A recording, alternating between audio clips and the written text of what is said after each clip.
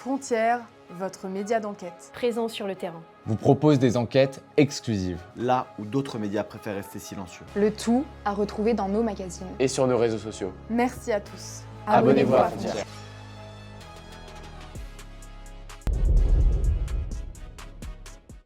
Bonjour à tous, bienvenue dans 100% Frontières. Bonjour Eric Tegner. Bonjour Gauthier, bonjour à tous. Dans un instant, ça y est, ça commence. La Nouvelle-France et ses nouvelles mesures. Le désarmement de la police municipale va débuter à Saint-Denis, qui est donc tombé dans l'escarcelle de la France insoumise. On en parle avec tous nos invités qu'on vous présente dans un instant. Mais tout de suite, c'est le journal d'Adrien Fontenot. Bonjour Adrien.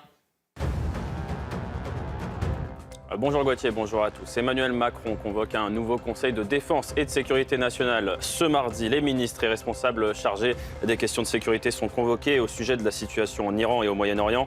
Cette nouvelle réunion doit se tenir à 17h30 après la sortie de Donald Trump hier et l'annonce de négociations avec un responsable iranien non identifié. Les bombardements se poursuivent dans le sud du Liban. Voyez ces images à Tyr, à une vingtaine de kilomètres de la frontière avec Israël. Tsahal continue de cibler le Hezbollah et a appelé ce matin la population à évacuer 2 localités de la région. L'armée israélienne annonce d'ailleurs la capture de 2 combattants du mouvement islamiste. Et puis les agriculteurs européens dénoncent, je cite, des concessions inacceptables faites par l'Union européenne à l'Australie, mais les protestations n'y changeront rien. Après le Mercosur déjà polémique, l'UE et l'Australie signent un nouvel accord de libre-échange. Principaux points de discorde, l'accès du bœuf australien au marché européen et l'utilisation par l'Australie d'appellations géographiques européennes comme le gruyère et la feta. En 2025, les entreprises européennes avaient exporté 37 milliards d'euros de marchandises vers l'Australie. Merci beaucoup Adrien. Pour nous accompagner ce matin, Hélène Rouet, Yvan Rioufol, Jules Torres, Amine Elbaï. Bonjour à tous. Bonjour. Ainsi que les élus. Laurent Jacobelli, député Rassemblement National de la 8e circonscription de Moselle. Bonjour. Bonjour Monsieur Jacobelli. Et Anthony Samama, maire adjoint fraîchement réélu du 15e arrondissement de Paris. Bonjour à vous. On va donc s'arrêter sur la Nouvelle-France. Et ça y est, les premières mesures sont prises. Il est maire depuis une semaine puisqu'il a été élu dès le premier tour du côté de Saint-Denis. Et il va commencer le désarmement de la police municipale de Saint-Denis. Il a dit qu'il allait commencer avec les lanceurs de balles de défense, les fameux LBD. Mais avant cela, je vous propose donc de l'écouter sur le concept de Nouvelle-France. Attention à tous ceux qui critiqueraient la Nouvelle-France, ou ce concept de Nouvelle-France en disant que tout le monde n'est pas le bienvenu, ou ne semble pas le bienvenu au sein de cette Nouvelle-France. Vous allez vous faire attaquer, et sévèrement, si ce n'est par la France insoumise, par leur relais médiatique également. Écoutez donc le nouveau maire de Saint-Denis. La Nouvelle-France, c'est celle, en fin de compte, qui ne demande plus d'être en fait des Français à part entière. Donc la Nouvelle-France, ce sont des enfants de la République qui ont grandi dans les quartiers populaires et qui souvent ont été stigmatisés, souvent ont été relégués et qui, plutôt que de se plaindre, n'ont eu de cesse que de travailler. Il est vrai sur Saint-Denis, mais il est vrai aussi dans le Val d'Oise, il est vrai aussi, y compris parfois dans l'ensemble des départements de Seine-Saint-Denis. Et donc c'est ceux-là désormais, en fin de compte, qui constituent l'étincelle. Donc on les voit par les visages, on les voit par les luttes et qui... à partir de mars 2026, ont décidé qu'ils devaient prendre leurs responsabilités. Nous sommes pleinement et entièrement dans la République, et nous sommes la République. Liberté, égalité, fraternité, et nous y sommes d'ailleurs beaucoup plus fidèles que tous les tenants du Rassemblement national. Et donc nous assumons ce que nous sommes, c'est-à-dire des héritiers à la fois de l'immigration, mais aussi ouvrières, avec des parcours singuliers, et avec y compris des parents qui ont beaucoup fait pour notre France, notre chère France. Et donc c'est la raison pour laquelle nous assumons ce terme de Nouvelle-France. Alors, il le redit une nouvelle fois. La Nouvelle-France, c'est les Français issus de l'immigration. Et vous avez simplement dit la semaine dernière, avant de vous faire traiter de raciste, parce que quand vous critiquez la Nouvelle-France, on vous fait dire que vous vous en prenez à la couleur de peau du maire de Saint-Denis. Mais jamais de la vie, c'est évidemment pas le sujet. Et ça serait ignoble que de faire cela. Non, c'est lui qui explique que c'est la France issue de l'immigration. Et vous avez simplement dit, donc ce n'est pas tous les Français. Et donc ce n'est pas tous les Français également issus de l'immigration. Et François-Olivier Gisbert a dit à Roubaix, je suis inquiet pour la communauté juive. Et depuis lui-même, il est attaqué. Oui, moi je le redis. C'est-à-dire que quand on écoute le maire de Saint-Denis ce matin, en effet, eh bien, on comprend que d'une certaine façon, on ne fait pas partie, vous savez, de ce concept de Nouvelle-France. Si, à la limite, il parlait d'un autre concept. La Nouvelle-France, c'est une façon de dire, vous, si vous en faites pas partie, vous êtes ancien, donc on vous met de côté. Je pense qu'il faudrait dire... Et donc vous êtes la France rabougrie, a dit Jean-Luc Mélenchon. France rabougrie, donc celle qu'on ne veut pas, c'est ça qui est important. Je pense qu'il faudrait dire que pour le coup, le concept de Nouvelle-France est un concept raciste. C'est un concept raciste parce qu'il tend à dire il y a des gens qui vont être supérieurs. Et ceux qui sont supérieurs, c'est ceux non seulement qui font partie de ces populations immigrées et ces quartiers populaires, mais surtout ce qu'il explique, c'est ceux qui, selon lui, ont été stigmatisés. C'est-à-dire que, d'une certaine façon, ceux qui adhèrent au projet républicain, qui à aucun moment vont dire la police, par exemple, est raciste ou la police tue, qui à aucun moment moment, ils vont considérer qu'il y a du racisme d'État dans le pays. Eux, on les exclut également de cette nouvelle France. On va voir. Et ils subissent les pires attaques. Ils subissent les pires Ils attaques. subissent les pires attaques. C'est Rachel Kahn notamment, c'est Amin El Khatmi qu'on a souvent sur nos plateaux et qui subissent les pires attaques. Évidemment, si vous n'avez pas le discours qui correspond à votre identité selon la France insoumise, vous subissez les pires attaques. Vous abondiez dans le sens d'Éric Tegner. En plus, vous avez été cité par le nouveau maire de Saint-Denis qui a cité le RN, non, mais Laurent c'est terrifiant. Jacobelli. Mais n'importe comment, à partir du moment où on essaye de qualifier différentes France, on est en dehors du champ républicain. On trie les Français. Nous sommes une nation. Alors certains viennent de l'immigration, certains sont, comme on dit, de souche, certains sont blancs, certains sont de couleur, peu importe. Notre point commun, c'est d'être français. À partir du moment où on dit il y a une nouvelle France, c'est la France issue de l'immigration. Ça veut dire qu'il y a une ancienne France, une France qu'on rejette, la France du passé, celle que Jean-Luc Mélenchon qualifie d'ailleurs en nous disant vous êtes tout moche, tout blanc. C'est clairement une vision raciste et disons-le très souvent d'ailleurs aussi antisémite de la nation française. Et c'est très grave. Il y aura des zones de non-droit. Quand vous voyez dans certaines communes qui ont été arrachées par la France insoumise, les maires sortants qui ne font pas partie justement de cette immigration, chassés de la mairie à coups d'insultes, pratiquement à coups de coups et de baffes, c'est terrifiant. C'est-à-dire la nouvelle France, celle issue de l'immigration, est en train de chasser l'autre. C'est terrifiant, c'est anti-républicain et c'est contraire même à l'esprit de nation. Ces gens-là, alors ils parlent de manière très doucereuse. Pourquoi ? Parce qu'il y a derrière la victimisation. Si tu m'attaques, c'est pas parce que je suis la France insoumise, c'est pas parce que j'ai des propos qui sont insultants envers une partie de la population française, c'est parce que je suis issu d'une minorité. Et c'est très grave. Moi, je l'assume totalement. C'est pas un joker. Quand on est élu de la République, qu'on soit grand, petit, blanc, noir, juif, catholique, athée, musulman, peu importe, on est élu de la République et on porte un programme. Si ce programme est néfaste, on doit accepter la critique. Alors, Amin El Bailly, vous-même, vous avez été victime des attaques de la France insoumise, puisque vous êtes roubaisien, des attaques aussi de David Guiraud, sous protection policière, quand vous avez dénoncé la montée de l'islam politique. Qu'est-ce que vous pensez de ce concept de Nouvelle France ? C'est un concept qui est purement et simplement discriminatoire et évidemment raciste, parce qu'il ne s'agit pas en fait d'un assemblage de diversité et de ce que pendant très longtemps la droite et la gauche ont appelé la diversité. Mais il s'agit ici de viser une certaine immigration, pas toute l'immigration. Je ne vois pas, moi, dans le camp de la France insoumise, la communauté dite asiatique. Je ne vois pas dans les rangs de la France insoumise la communauté polonaise ou portugaise. Il s'agit d'une certaine immigration, c'est-à-dire l'immigration qu'ils appellent postcoloniale, issue d'Afrique du Nord, des pays du Maghreb et d'Afrique noire. C'est ça, en réalité. Et donc, en réalité, la France insoumise défend cette immigration-là. Elle défend les quartiers communautarisés. Et on l'a vu d'ailleurs le week-end dernier, on l'a vu au cours de la campagne électorale, la France insoumise a pénétré les sphères du communautarisme pour s'adresser à cet électorat abstentionniste. Et c'était toute la stratégie de la France insoumise. Ce n'était pas d'aller chercher l'électorat déjà existant du Parti socialiste ou de la droite. C'est d'aller chercher ceux qui ne votent pas, parce que dans les réseaux communautaires et islamisés, pendant très longtemps, à Roubaix, vous aviez des gens qui appelaient les gens à ne pas voter en disant « mais si vous péchez, si vous votez, eh bien c'est péché. C'est interdit, c'est contraire à la foi, c'est contraire à la religion musulmane. » Et la France insoumise a été chercher ces gens qui, jadis, dans les mosquées, disaient que voter, c'était péché. Et c'est avec la complicité des islamistes que certains élus de la France insoumise ont été élus dimanche soir. Alors, quand les opposants au nouveau maire de Saint-Denis ont dit « vous allez voir, il va désarmer la police municipale », lui disait « ah non, ça c'est des annonces au niveau national de la France insoumise. Ils se sont cachés. C'est pas dans mon programme. » Il est beaucoup plus malin que ce qu'on croit. C'est ce qu'il disait. C'est pas dans mon programme, c'est Jean-Luc Mélenchon au niveau national. Moi, j'ai pas ça écrit dans mon programme. Et il parlait, où il faisait dire que c'était des fake news. C'est le Kinder Surprise. Si on disait cela, quand vous votez pour un maire LFI, que ça soit dans son programme ou pas, voilà ce qu'il fait quand il arrive à l'hôtel de ville. Nous allons rentrer dans un processus de désarmement, mais ce n'est pas l'urgence. Quand je parle de désarmement, c'est d'abord le LBD. Le LBD qui est véritablement une arme, du coup, qui celui-ci est très peu contrôlable. Ensuite, pour ce qui est... Donc les lanceurs les lanceurs en fait, de balles, donc, du coup, qui ont des conséquences dramatiques, en fin de compte, sur... donc d'abord les LBD, mais les armes à feu, pour l'instant, ils vont les garder ? Nous les gardons avec un processus de désarmement. Et donc ça passe d'abord par la définition d'une doctrine. Nous allons piano.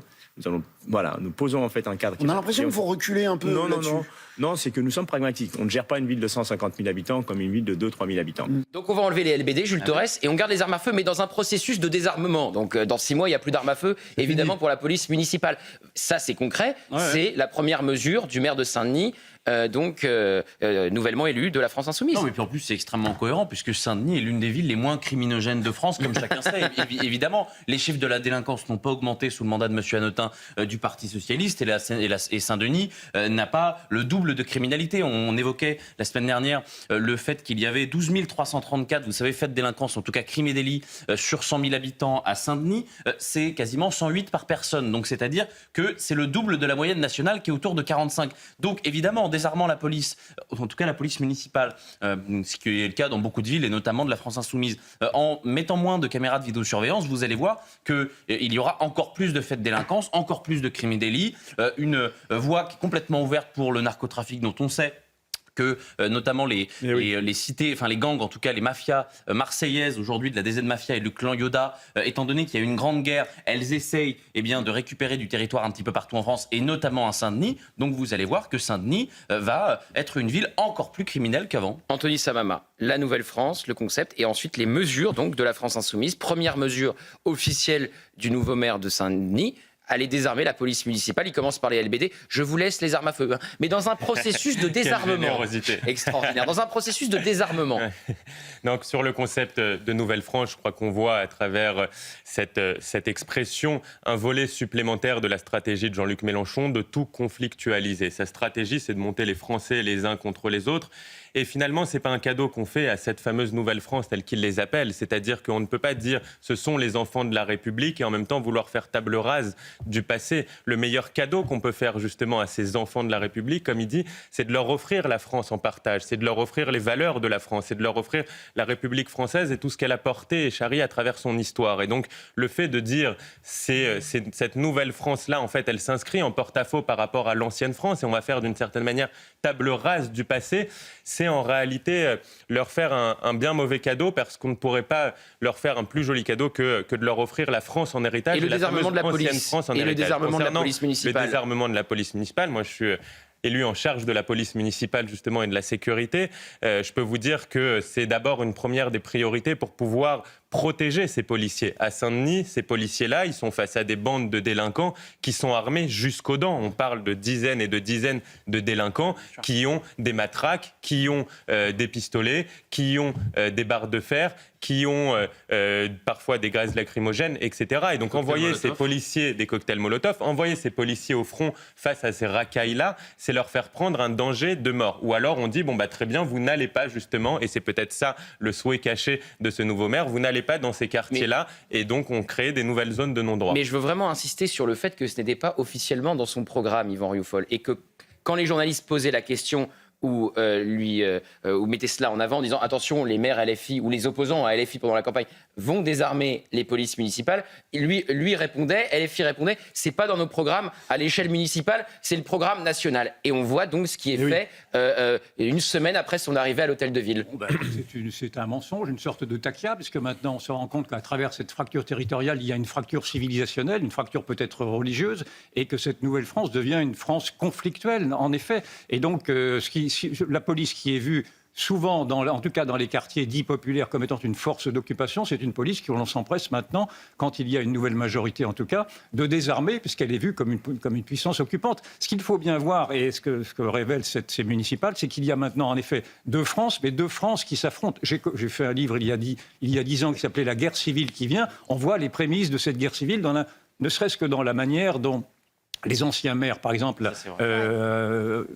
très récemment dans des communes de Seine-Saint-Denis, ont été quasiment lynchés, notamment le maire de Blanc-Ménil, qui a dû quitter le conseil municipal sous protection policière parce qu'on l'accablait de tous les maux. Et donc, vous avez là une véritable haine qui s'inscrit, mais ce n'est pas simplement un dégagisme politique, c'est un dégagisme culturel. C'est un dégagisme qui fait en sorte que l'on est obligé de remarquer que les territoires perdus de la République ne sont pas simplement les territoires perdus des banlieues. Aujourd'hui, c'est les territoires perdus qui se sont élargis aux grandes agglomérations, aux métropoles. Et même, j'allais même dire que Paris ne représente même plus la France. Aujourd'hui, vous avez des grandes villes qui également ont basculé irrémédiablement dans une gauche qui apporte cette nouvelle civilisation, qui apporte cette nouvelle guerre civile. Donc ce qui se passe est absolument dramatique et je déplore encore une fois Oui, c'est dramatique. Oui, on n'est pas au stade de la guerre civile. Non, c'est dramatique, mais écoutez, Dieu merci. On y arrive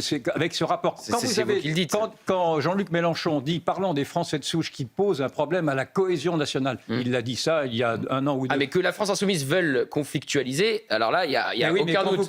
Ils veulent trier les Français, il n'y a aucun doute. Vous alimentez une Mais ce n'est pas encore la guerre civile dans les rues de France. Et évidemment, personne ne le souhaite. Vous dire, mais quand on a entendu, en tout cas pas nous. En Seine-Saint-Denis, nous sommes tous des enfants de Gaza, vous commencez à alimenter une sorte d'intifada. Donc on en est là, il faudrait que les Français se réveillent. Voilà tout ce que je voulais dire. Amine, vous n'étiez pas d'accord avec ces territoires perdus de la République ? Non, en réalité, je ne suis pas d'accord avec ce terme de territoire perdu. Et pendant très longtemps, il est vrai que j'ai pu utiliser également ce terme dans mes discours et mes prises de parole, mais en réalité, ce sont des territoires gagnés. Ce sont des territoires gagnés par l'islamisme, des territoires gagnés par les complices de l'islamisme, des territoires gagnés aussi par la France insoumise, mais ils ne sont pas perdus.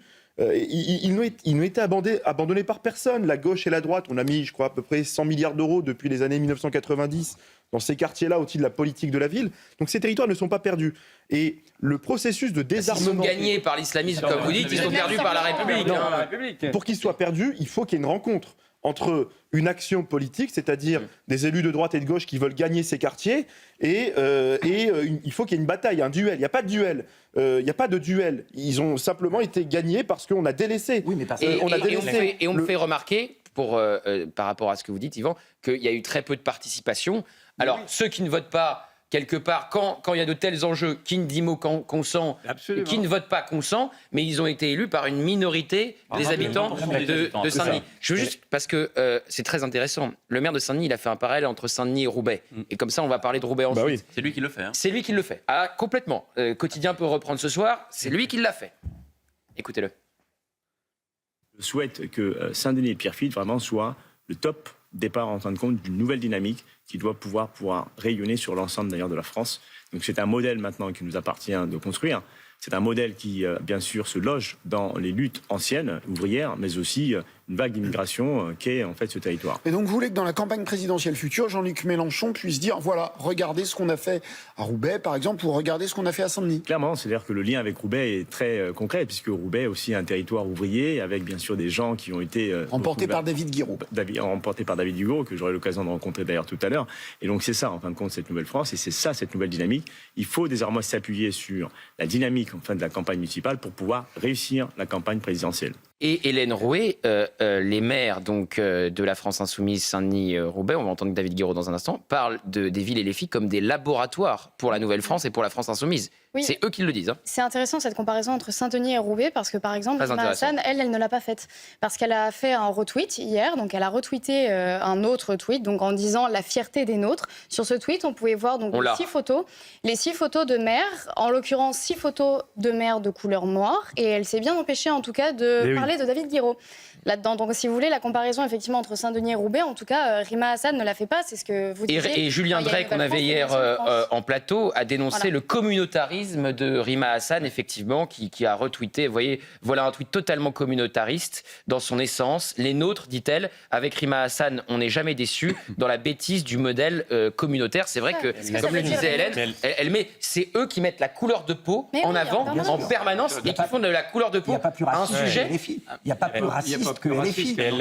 Quand Rima Hassan explique d'ailleurs l'étape d'après en disant maintenant c'est des blancs qui nous représentent, mais l'étape d'après c'est les racisés qui les chasseront et qui prendront les rênes, c'est exactement ce qui se passera avec David Guiraud, qui sera l'idiot utile, le cheval de Troie de tout un tas de communautés. LFI, c'est la France insultée dans ce qu'elle est par essence, c'est-à-dire une nation, quel que soit le parcours de chacun, et insultée dans ce qu'elle a de plus profond. C'est-à-dire qu'aujourd'hui, on a des candidats qui deviennent maires en s'appuyant sur des communautés minoritaires, qu'elles soient d'origine ou de religion, mais une autre communauté aussi, qui sont les malfrats et les narcotrafiquants. Disons-le. C'est-à-dire que le choix des honnêtes gens par rapport aux trafiquants est abandonné. D'où le désarmement de la police. Et en additionnant tous ceux qui nuisent de près ou de loin à l'idée même de la République française, ils dégagent un certain nombre de majorités. C'est une bombe explosive. Donc le but maintenant, c'est plus de mettre en avant les idées communes, un programme politique, c'est les couleurs de peau qui vous définissent. C'est ça que fait LFI avec ce terme de... Mais si ce n'est pas le racisme, ça, je ne sais pas comment ça s'appelle. Gauthier, ce qu'a dit Jean-Luc Mélenchon, vous êtes tout blanc, tout moche. Remplacez blanc par noir. Celui qui aurait prononcé cette phrase serait aujourd'hui accusé par la justice. À juste titre, d'ailleurs. Mais là, on n'entend pas, d'ailleurs, SOS Racisme, etc.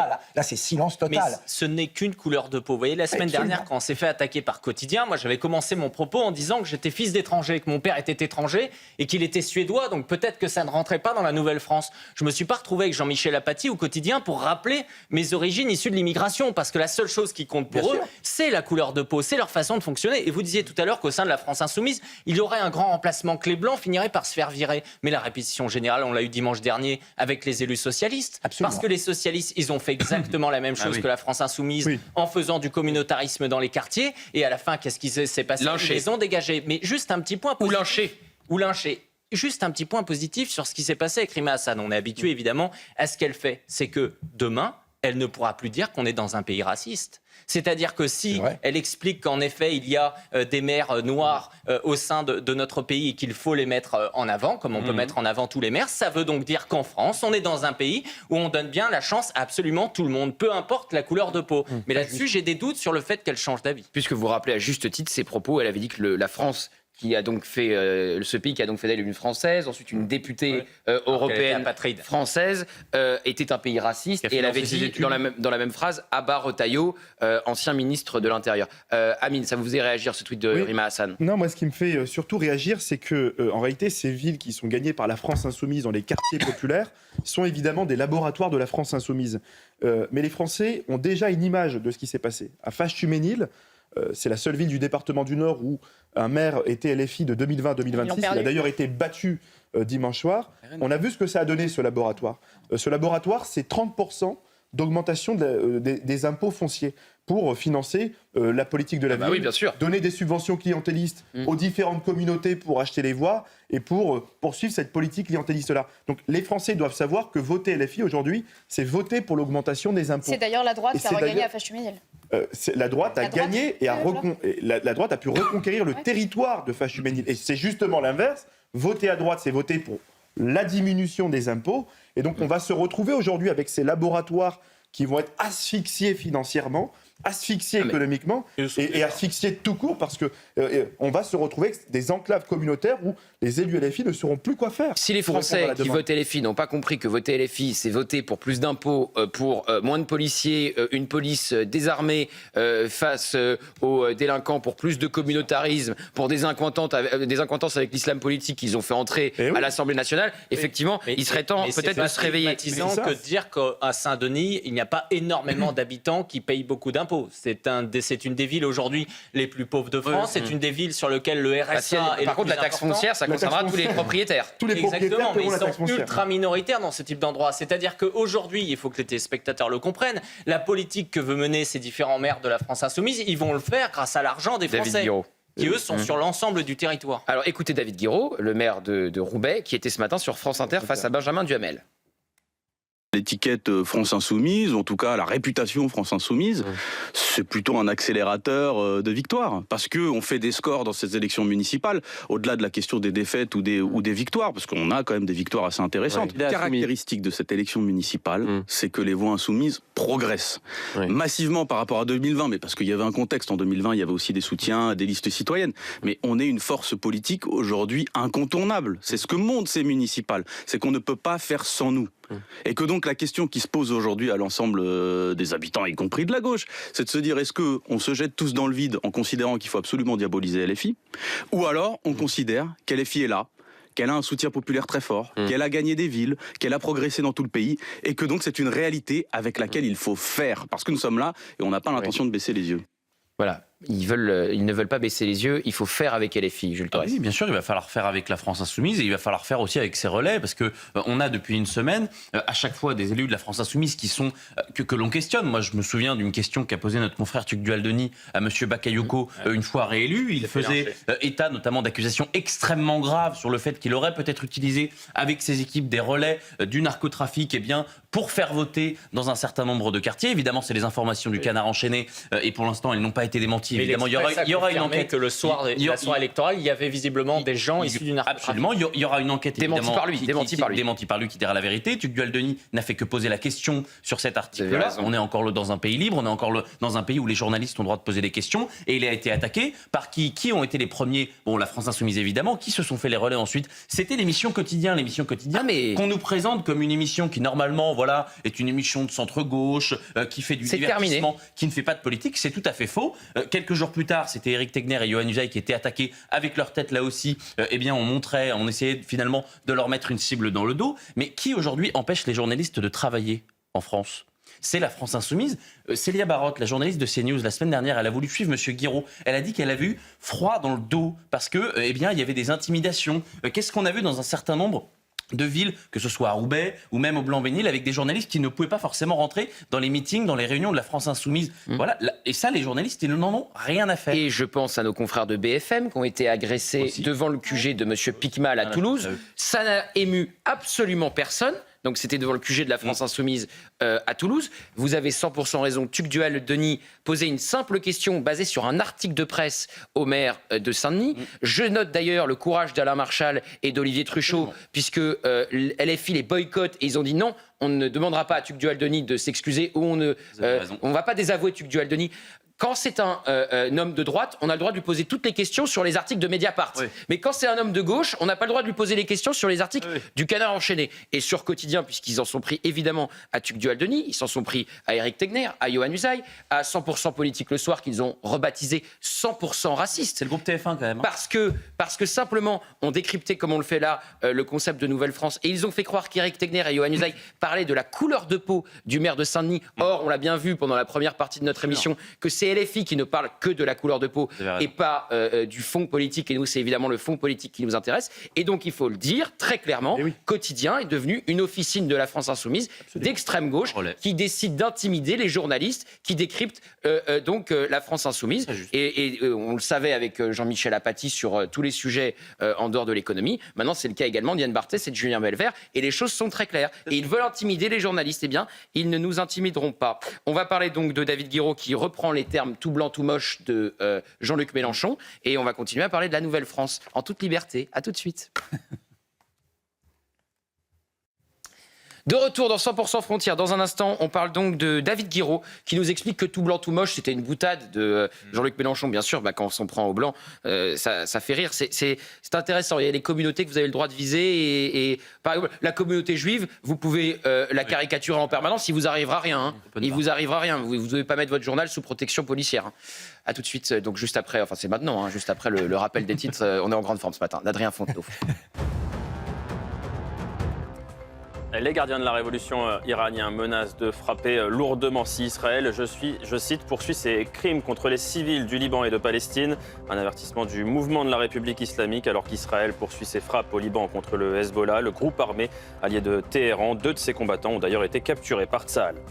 Les conséquences économiques de la guerre au Moyen-Orient se ressentent toujours plus à la pompe. Le litre de gasoil atteint 2,18 € en moyenne dans le pays. Ceux de samplon 98 et 95 sont aussi au-dessus de la barre des 2 €, des hauteurs qui n'avaient plus été atteintes depuis 2022 et les premières semaines de guerre en Ukraine.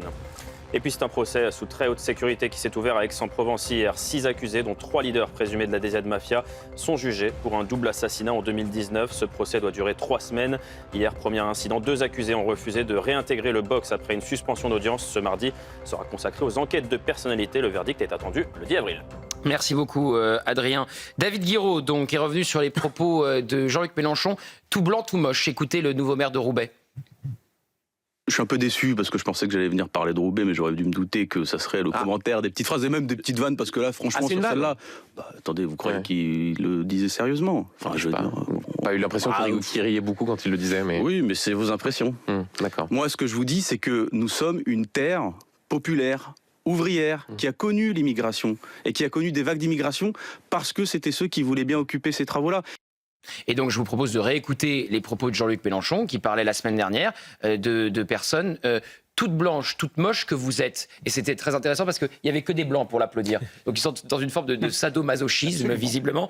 Parce que, évidemment, quand on est blanc et qu'on vote LFI, on a le droit de faire partie de la Nouvelle-France. Parce que et si on fait pénitence sur le passé colonial français, évidemment, là, c'est un ticket d'entrée. Mais si vous êtes blanc et que vous ne votez pas LFI, vous allez rester sur le bas-côté.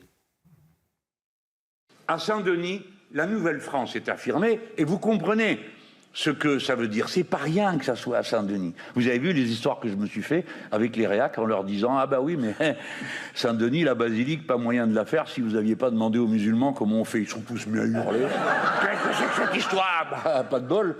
Ils ont le front de me dire que non, pas du tout. C'est les Goths qui ont inventé les arcs brisés. Mais ça va pas, les Goths, ils étaient juste capables de briser les arcs. C'est tout ce qu'ils savent faire. Mais c'est tout. Et non, le reste, la science, elle est venue, mais pourquoi, a priori, ça serait nul? Je veux dire, il a même bien fallu qu'il y en ait un jour un ou une qui se mette debout sur ses pattes, à l'autre bout du continent africain, pour qu'à la fin, ici, vous soyez en train de faire les malins, tout blanc, tout moche que vous êtes. Bon, alors... Tout blanc, tout moche que vous êtes, et donc David Guiraud qui va dans ce sens-là ce matin en disant c'est une boutade. Mais de toute façon, Mélenchon s'adresse aujourd'hui à son nouvel électorat. Son nouvel électorat, il est majoritairement maghrébin ou africain, du subsaharien. Donc, quand il est français.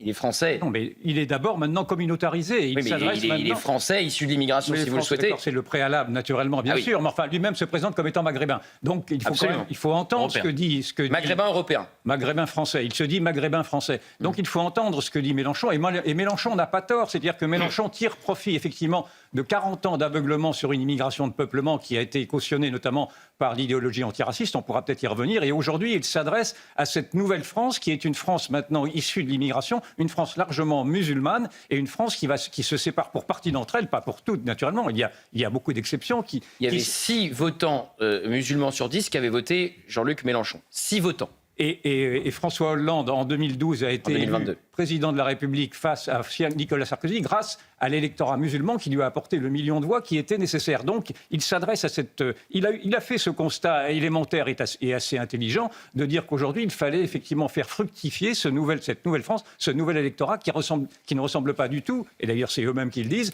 à cette France homogène de naguère, qui est une France maintenant fracturée. Et c'est une France qui va s'opposer de plus en plus, et nous allons le voir dans les prochaines semaines, dans les prochains mois, et hélas dans les prochaines années, à cette France dite des indigènes, à cette France autochtone, à cette France des Français de souche et des Français de cœur. Et donc j'ai dit, 6 votants sur 10 avaient voté Jean-Luc Mélenchon, donc ça veut dire que c'est parmi les votants, pas parmi toute la communauté musulmane en France, et je ne veux pas qu'on laisse penser que tous les musulmans, déjà, donc tous les Français de confession musulmane, votent Jean-Luc Mélenchon. Il y en a qui ne supportent pas le discours de Jean-Luc Mélenchon. On a Amine sur ce plateau qui se bat plus que les autres et qui est attaqué encore plus que les autres, 2 ans sous protection policière. Laurent. Moi, j'aimerais pas être psy parce qu'on a un bel exemple de névrose quand même. Ce type déteste tout ce qu'il est. En fait, le vote La France Insoumise, le vote Mélenchon, c'est pas la Nouvelle-France, c'est la non-France. C'est-à-dire que c'est un vote contre notre culture, contre notre histoire, contre notre identité. Quand il y a à choisir entre l'Algérie et la France, ils choisissent l'Algérie. Quand il y a un drapeau à choisir, ils choisissent celui de Gaza et pas le drapeau français. Quand il y a dans le monde une démocratie qui veut se défendre comme Israël, eh bien, ils choisissent les terroristes qui l'attaquent, ils choisissent l'Iran. Ces gens-là choisissent toujours ce qui nuit à la France. Donc, à chaque fois que Jean-Luc Mélenchon fait une proposition, dites-vous bien que derrière, ça appauvrit la France, ça la met en danger. Ce type est une névrose sur pattes. Alors, on est avec Célia Barotte, je vais vous donner la parole dans un instant, mais on est avec Célia Barotte, puisqu'on parlait des journalistes et de leur travail compliqué. Bonjour Célia. Dans la couverture des élections des maires LFI. Je rappelle donc qu'à Toulouse, nos confrères de BFM ont été agressés devant le QG du candidat défait de la France Insoumise, M. Piquemal. Personne n'en a parlé, il y a eu des jets de bouteilles en verre, et c'est Frontières qui l'avait relayé notamment. Vous voyez, des journalistes de BFM TV ont été agressés au QG du candidat LFI François Piquemal lors de la soirée électorale hier à Toulouse. On a perturbé leur duplex. Et vous-même, Célia, et vous étiez à nouveau citée par Jules ce matin, vous avez couvert l'élection de David Guiraud, premier et second tour, et vous nous aviez dit la semaine dernière que vous aviez eu froid dans le dos le soir du premier tour. Et on avait vu d'ailleurs David Guiraud qui avait mis une affiche en disant les journalistes qui avaient le droit d'accéder à sa soirée électorale et ceux qui n'y avaient pas droit. Racontez-nous un peu ce que ça a été ces 15 jours pour vous à Roubaix. Oui, Gauthier, ambiance terrifiante pour ces 2 soirées électorales. Le premier tour, vraiment une ambiance très tendue, notamment concernant les journalistes, tendue également envers le maire sortant, Alexandre Garcin. Il faut vraiment s'imaginer, vous le voyez à l'image, cette foule qui aussi, lors du second tour, on démolit l'estrade où il y a tous les journalistes, tout le matériel a été cassé, mis à terre. Certaines journalistes, certaines de mes consoeurs ont même été piétinées à terre. Et donc, c'était une ambiance très perturbante, terrifiante également, puisque l'on s'est dit, maintenant, une fois que David Guiraud est élu, ça va être ça l'ambiance. Est-ce qu'on va pouvoir aussi couvrir tous ces événements politiques dans de bonnes conditions ? C'est vrai que c'était une ambiance assez terrifiante. Au premier tour, nous avions décidé avec mon collègue, mon JRI, de ne pas nous signaler en tant que journaliste de CNews. Donc, nous étions discrets avec une bonnette noire pour notre sécurité. Et puis, au second tour, avec l'organisation effectuée par la mairie, nous avons décidé d'officialiser notre rédaction, de nous présenter comme CNews. Et là, on a vu que l'ambiance était beaucoup plus tendue. L'entourage de David Guiraud qui me demande est-ce qu'on vous laisse passer ou pas pour poser quelques questions. Et il y avait cette interrogation de nous laisser accéder ou non au micro tendu. David Guiraud, lui, a été très fair-play. Il nous a répondu. Il n'a pas eu de comportement virulent envers nous, mais c'est vraiment ses soutiens, ses colistiers, les personnes qui l'entourent. Vous le voyez sur cette image. David Guiraud, moi, ce qui m'inquiète, c'est vraiment les personnes qui l'entourent, les associations aussi qui se mettent avec lui pour peut-être avoir des subventions. C'est très inquiétant, l'ambiance qui commence à se faire sentir à Roubaix. Et dès le lendemain de ce second tour, les habitants nous ont fait part de leurs craintes. Ils se disent qu'ils ont peut-être été utilisés. Est-ce que les promesses vont être tenues ? Et voilà, il y a une volonté de changement à Roubaix, mais aussi cette violence et cette étiquette LFI qui peut faire peur aux habitants.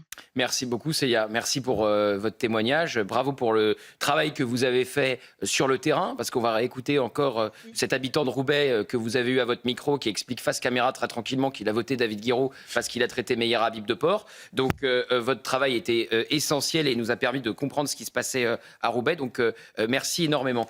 Alors ça, il n'y aura pas un sujet dans Quotidien ce soir sur les journalistes agressés de BFM TV à Toulouse ou sur les journalistes intimidés à Roubaix avec des journalistes qui sont tombés. Donc l'estrade qui a été détruite, le matériel détruit, nous disait Célia Barotte à l'instant. Non mais c'est lunaire, hein. Moi je me souviens... Et on va parler des anciens maires qui ont été quasiment lynchés à partir de midi sur CNews. J'ai des choses à dire. Ce qui s'est passé il y a une vingtaine d'années, quand on se rappelle même il y a 15 ans au Rassemblement National, à un moment quelqu'un avait enlevé la bonnette de Quotidien.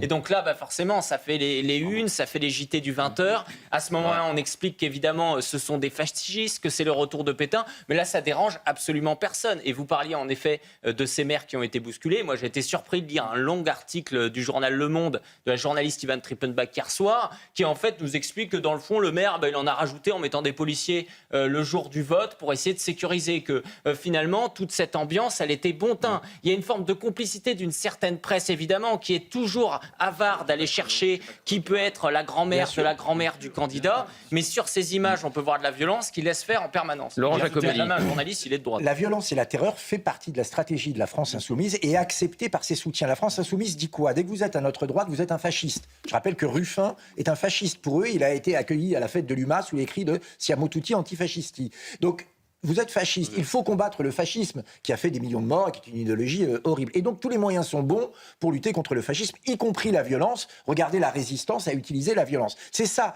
la doctrine de la France insoumise qui, je le rappelle quand même, nourrit en son sein une milice violente soupçonnée d'assassinat qui s'appelle la Jeune Garde. Imaginez qu'un parti de droite ou que le Rassemblement national ait des liens avec un groupuscule qui tue, maltraite des journalistes, imaginez l'appareil judiciaire et médiatique qui serait mis en place. Mais s'il y avait eu des journalistes agressés par vos militants devant votre QG, imaginez. Comme ça pour Toulouse. Pas, mais imaginez ce qui se serait passé. Donc on a aujourd'hui une forme de bienveillance envers cette violence, une violence jugée romantique. Au fond, elle ne l'est pas du tout. Ce sont les mêmes morts ou les mêmes blessés en face, ce sont les mêmes crimes ou les mêmes délinquances qui sont commises. Il faut arrêter avec cette complicité coupable. Alors, je veux qu'on écoute David Guiraud sur l'antisémitisme, parce qu'il a dit qu'il n'y a pas d'antisémitisme à Roubaix. Eh bien, on réécoutera ensuite le témoignage qu'avait recueilli Célia Barotte il y a une semaine. Écoutez donc David Guiraud sur France Inter. Ce que je trouve dingue, c'est que dans une ville qui subit massivement le racisme, dans une ville, Roubaix, qui est ciblée par les discours islamophobes, racistes, xénophobes, vous me parliez de ma critique d'Israël. Donc en fait, donc vous faites un amalgame. Mais vous répondez racisme, islamophobie, qui sont par ailleurs des sujets tout aussi importants. Oui, parce que il n'y a pas de discrimination des Juifs à Roubaix, monsieur Duhamel.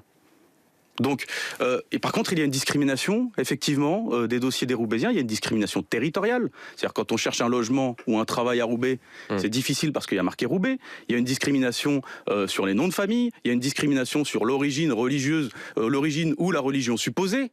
Mais vous me parlez de mes positions vis-à-vis du conflit. Je vous pose la question du génocide à Gaza. Ce matin, David Guiraud y répond. Mais je vous dis attention, vous jouez un jeu dangereux. Parce que là, vous faites des amalgames entre une partie de mon programme qui est censé lutter contre le racisme, tous les racismes évidemment, mais vous remarquerez qu'à Roubaix, il n'y a pas d'acte antisémite. À Roubaix, il n'y a pas d'acte antisémite. Donc écoutez cet habitant. Alors, il reste une cinquantaine de familles. Écoutez cet habitant de Roubaix qui nous dit pourquoi il a voté David Guiraud, parce qu'il a trouvé formidable qu'il traite Meir Habib de porc. Mais il n'y a pas d'antisémitisme à Roubaix. J'ai été voté Guiraud juste pour son intervention qu'elle avait fait contre comment il s'appelle, Meir Habib là. Juste pour ça. Il est rentré, il est monté dans mon estime et ça m'a poussé à voter pour lui. Je me suis dit que c'était une personne intelligente. Donc, Anthony Samama, on a donc David Guiraud qui nous explique qu'il n'y a pas d'antisémitisme à Roubaix. Visiblement, il y en a. Oui, je crois qu'il faut effectivement regarder ça de manière très factuelle et précise. Il y a évidemment un antisémitisme à Roubaix sur laquelle joue la France insoumise. Cet antisémitisme, il est nourri par Jean-Luc Mélenchon à longueur de journée et de déclarations, et c'est son carburant électoral. La France insoumise est passionnément antisémite. On l'a vu encore récemment à travers les douteux jeux de mots sur les noms de famille, notamment Glucksmann. Donc on voit bien à quel point Jean-Luc Mélenchon, qui est une personne intelligente, joue là-dessus à dessein, sciemment, pour justement essayer d'attiser cette haine envers les Juifs, qui est malheureusement présente chez une partie négligeable sans doute, mais en tout cas à noter au sein de la communauté musulmane. Et c'est son carburant, effectivement. Cette violence politique sur laquelle joue la France insoumise, elle est consubstantielle à l'extrême gauche depuis toujours. Il n'y a rien de nouveau sous le soleil aujourd'hui. Jean-Luc Mélenchon qui fait preuve de violence, c'est quelque chose qu'on connaît depuis toujours, depuis Robespierre jusqu'à aujourd'hui. Et on voit bien à quel point, d'ailleurs, Jean-Luc Mélenchon soutient ce type de figure historique. Et donc il faut aujourd'hui, je crois, rappeler très clairement à quel point la France insoumise est le premier danger pour la République, à quel point il faut dresser effectivement une ligne envers la France insoumise, qui est un parti infréquentable, et on devrait le rappeler, y compris aux socialistes qui ont noué des accords de la honte après avoir dit que Jean-Luc Mélenchon était antisémite. 2 semaines après seulement, ils ont fait ces accords avec la France insoumise au cours de ces municipales. On va parler de la déculottée pour François Hollande, notamment avec son très proche Atul qui s'est allié avec 2 membres de la France insoumise. Amine, j'ai quand même envie de vous entendre parce que vous êtes le Roubaisien sur ce plateau. Quand vous entendez David Guiraud nous dire qu'il n'y a pas d'antisémitisme à Roubaix, vous lui répondez quoi ?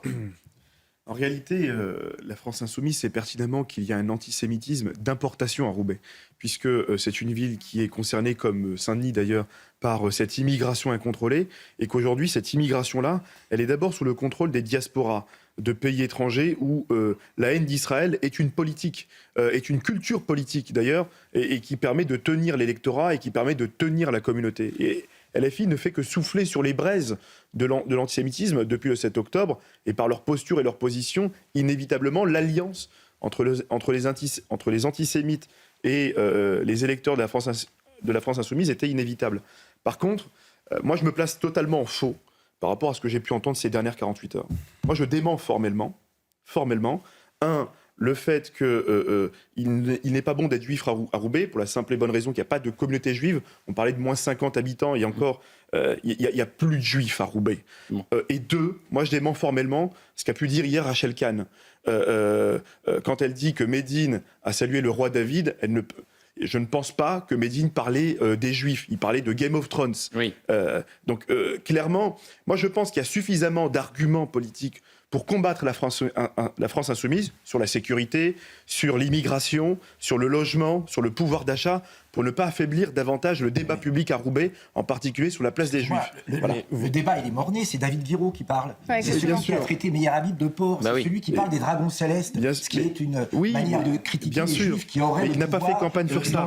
Donc David Guiraud est clairement à la limite de l'antisémitisme, et je dis à la limite qu'on va avoir un procès autant de dos. Mais regardez, ça a marché auprès d'un électeur. On a eu un électeur qui dit j'ai voté Giraud parce qu'il a traité Habib de porc. Mais il n'a pas fait campagne directement sur le... Oui, mais il n'a même pas eu besoin. C'est ce que vous dites, il n'a même pas eu besoin. Exactement. Le message était passé. Et le message était passé. Depuis des années. Oui, bien sûr. Vous l'avez bien dit, dans une campagne municipale, on parle de tous les sujets. Et il a profité de certaines problématiques, notamment sociales, économiques, à Roubaix, c'est une certitude. Mais ce qu'on a pu voir dans de nombreux témoignages, des enquêtes du Figaro sur place ou encore de CNews, c'est que les habitants, ils disaient, eh bien, on a envie d'avoir un homme qui nous représente avec son discours. Ils ont élu David Guiraud parce qu'ils veulent que David Guiraud, il aille à Paris dans tous les médias et qu'il mette en avant son idéologie. C'est ça qui est important. À aucun moment, on les a entendus dire, on veut un maire qui reste à Roubaix, qui ne s'occupe que de nous et qui n'a pas de dimension nationale. Or, cette dimension nationale, effectivement, eh ben, elle est profondément aujourd'hui anti-juive sur un certain nombre d'éléments. Et c'est ce qu'on retrouve. Il est sur France Inter ce matin, c'est pas pour rien. Il n'est pas sur une radio où il n'est pas encore avec La Voix du Nord. Il n'est pas à Roubaix en ce moment. Il est dans une démarche, évidemment, par rapport à la prochaine élection. J'ai d'autres éléments à vous montrer. Je vais réécouter François-Olivier Gisbert. Je veux qu'on aille à Roubaix voir les habitants avec le reportage de Célia, justement. Et puis après, vous allez entendre ce que dit le maire de Saint-Denis. Le maire de Saint-Denis va-t-il faire une purge au sein des agents municipaux qui ne prêteraient pas allégeance à la France insoumise ? Il y a un extrait où, visiblement, il veut faire un ménage chez les agents municipaux. C'est pas la première fois qu'on verrait une purge du côté de la France insoumise. Écoutez déjà François-Olivier Gisbert qui s'inquiétait pour la communauté juive de Roubaix. Je suis désolé, déjà, quand on voit le résultat de Roubaix, 53% pour David Guiraud, étant donné ce qu'il est, ce qu'il a dit, c'est très angoissant. C'est dégoûtant. C'est-à-dire, moi, je pense à par exemple, les Juifs qui... j'aimerais pas être juif à Roubaix, quoi. Les Juifs qui vivent là-bas, après tout ce qu'il a dit. Oui, elle est très faible, il y a une cinquantaine de familles. Il y en aura sans doute de moins en moins. Mais oui, mais enfin, c'est pas une raison. C'est pas une raison. C'est-à-dire, ils vont partir. Ils sont obligés, de toute façon, ils vont sans doute être obligés. C'est-à-dire, je veux dire, on se demande, en fait, avoir entendu ça, parce que, bon, il n'a pas dit que des bêtises, Emmanuel Bompard. C'était un constat, finalement, assez juste sur certains points. Mais qu'est-ce qui est en train de devenir ce pays ? Et vous nous dites, Amine, il n'y a même plus 50 familles juives à Roubaix, ils sont tous partis. Les Juifs sont partis, et ils sont partis depuis bien longtemps. D'abord parce que depuis le 7 octobre, il y a aussi ce mouvement d'antisémitisme. Et ce mouvement d'antisémitisme, c'est associé à l'antisémitisme d'importation, qui est tout simplement lié à l'immigration incontrôlée.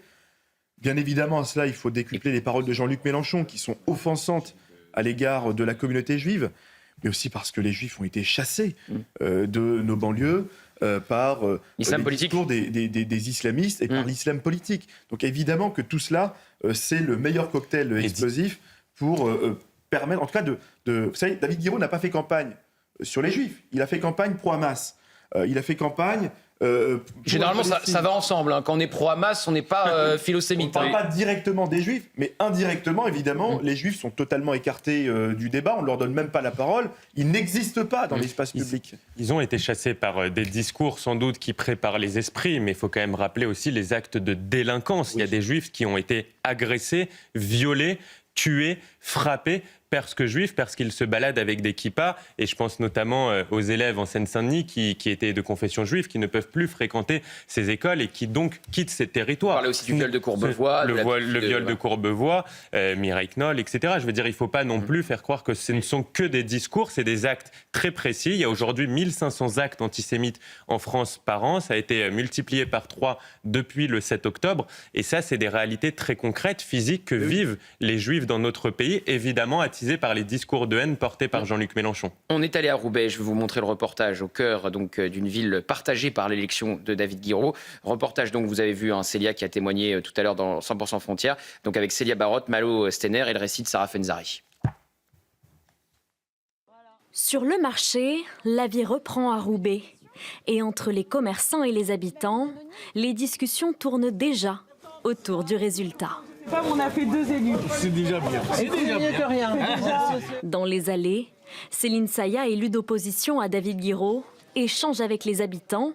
Et si certains veulent y croire, d'autres sont beaucoup plus inquiets. David Guiraud, je ne le connais pas, mais d'après ce que j'entends, ça craint quand même. Certains, comme ce chauffeur de taxi, ont tout simplement décroché. J'attends pas après des belles paroles ou un bel orateur qui vienne vous scander des choses et que derrière, rien qui se passe, quoi. Entre espoir et résignation, les Roubaisiens comme Yazid attendent désormais des actes. La question se pose, est-ce que, véritablement sur le terrain, justement la France insoumise va représenter cette alternative au-delà de l'alternance pour laquelle les Roubaisiens et Roubaisiennes ont naturellement voté. À Roubaix, le temps de la campagne est terminé, place désormais à l'épreuve du terrain. Et pour beaucoup d'habitants, la confiance reste encore à gagner. Voilà, et pour Roubaix, et je veux donc vous faire écouter... Oui, vous voulez dire un mot, Jules Torres ? Non, mais en fait, c'est toujours très problématique parce que ça rejoint un peu le sujet que vous abordiez sur Saint-Denis, c'est-à-dire qu'on a des habitants qui sont extrêmement inquiets, mais on a un maire qui a été élu par 20% des Roubaisiens.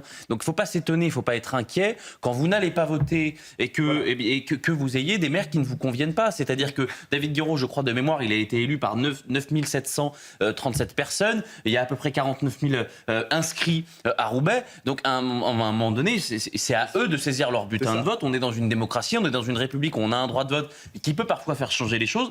Il ne faut pas être inquiet et il ne faut pas ensuite venir dénoncer le fait que votre ville, eh bien, vous avez un maire qui est un maire LFI et que votre ville, vous avez peur que ça devienne une ville étrangère, eh bien, si vous n'allez pas voter, donc que vous laissez une minorité élire un maire qui ne vous convient pas. Alors, sur Saint-Denis, est-ce que les agents municipaux vont devoir prêter allégeance à la France insoumise ? Écoutez ce qu'a dit le nouveau maire de Saint-Denis après son installation au conseil municipal. Forcément, si nous savons que les agents sont avant tout au service d'une politique publique, nous savons aussi que certains agents auront à un moment donné des difficultés aussi à pouvoir porter un projet qu'ils ont combattu. Et c'est la raison pour laquelle, toujours comme je l'ai évoqué plus haut, nous respecterons bien sûr le choix de chacun.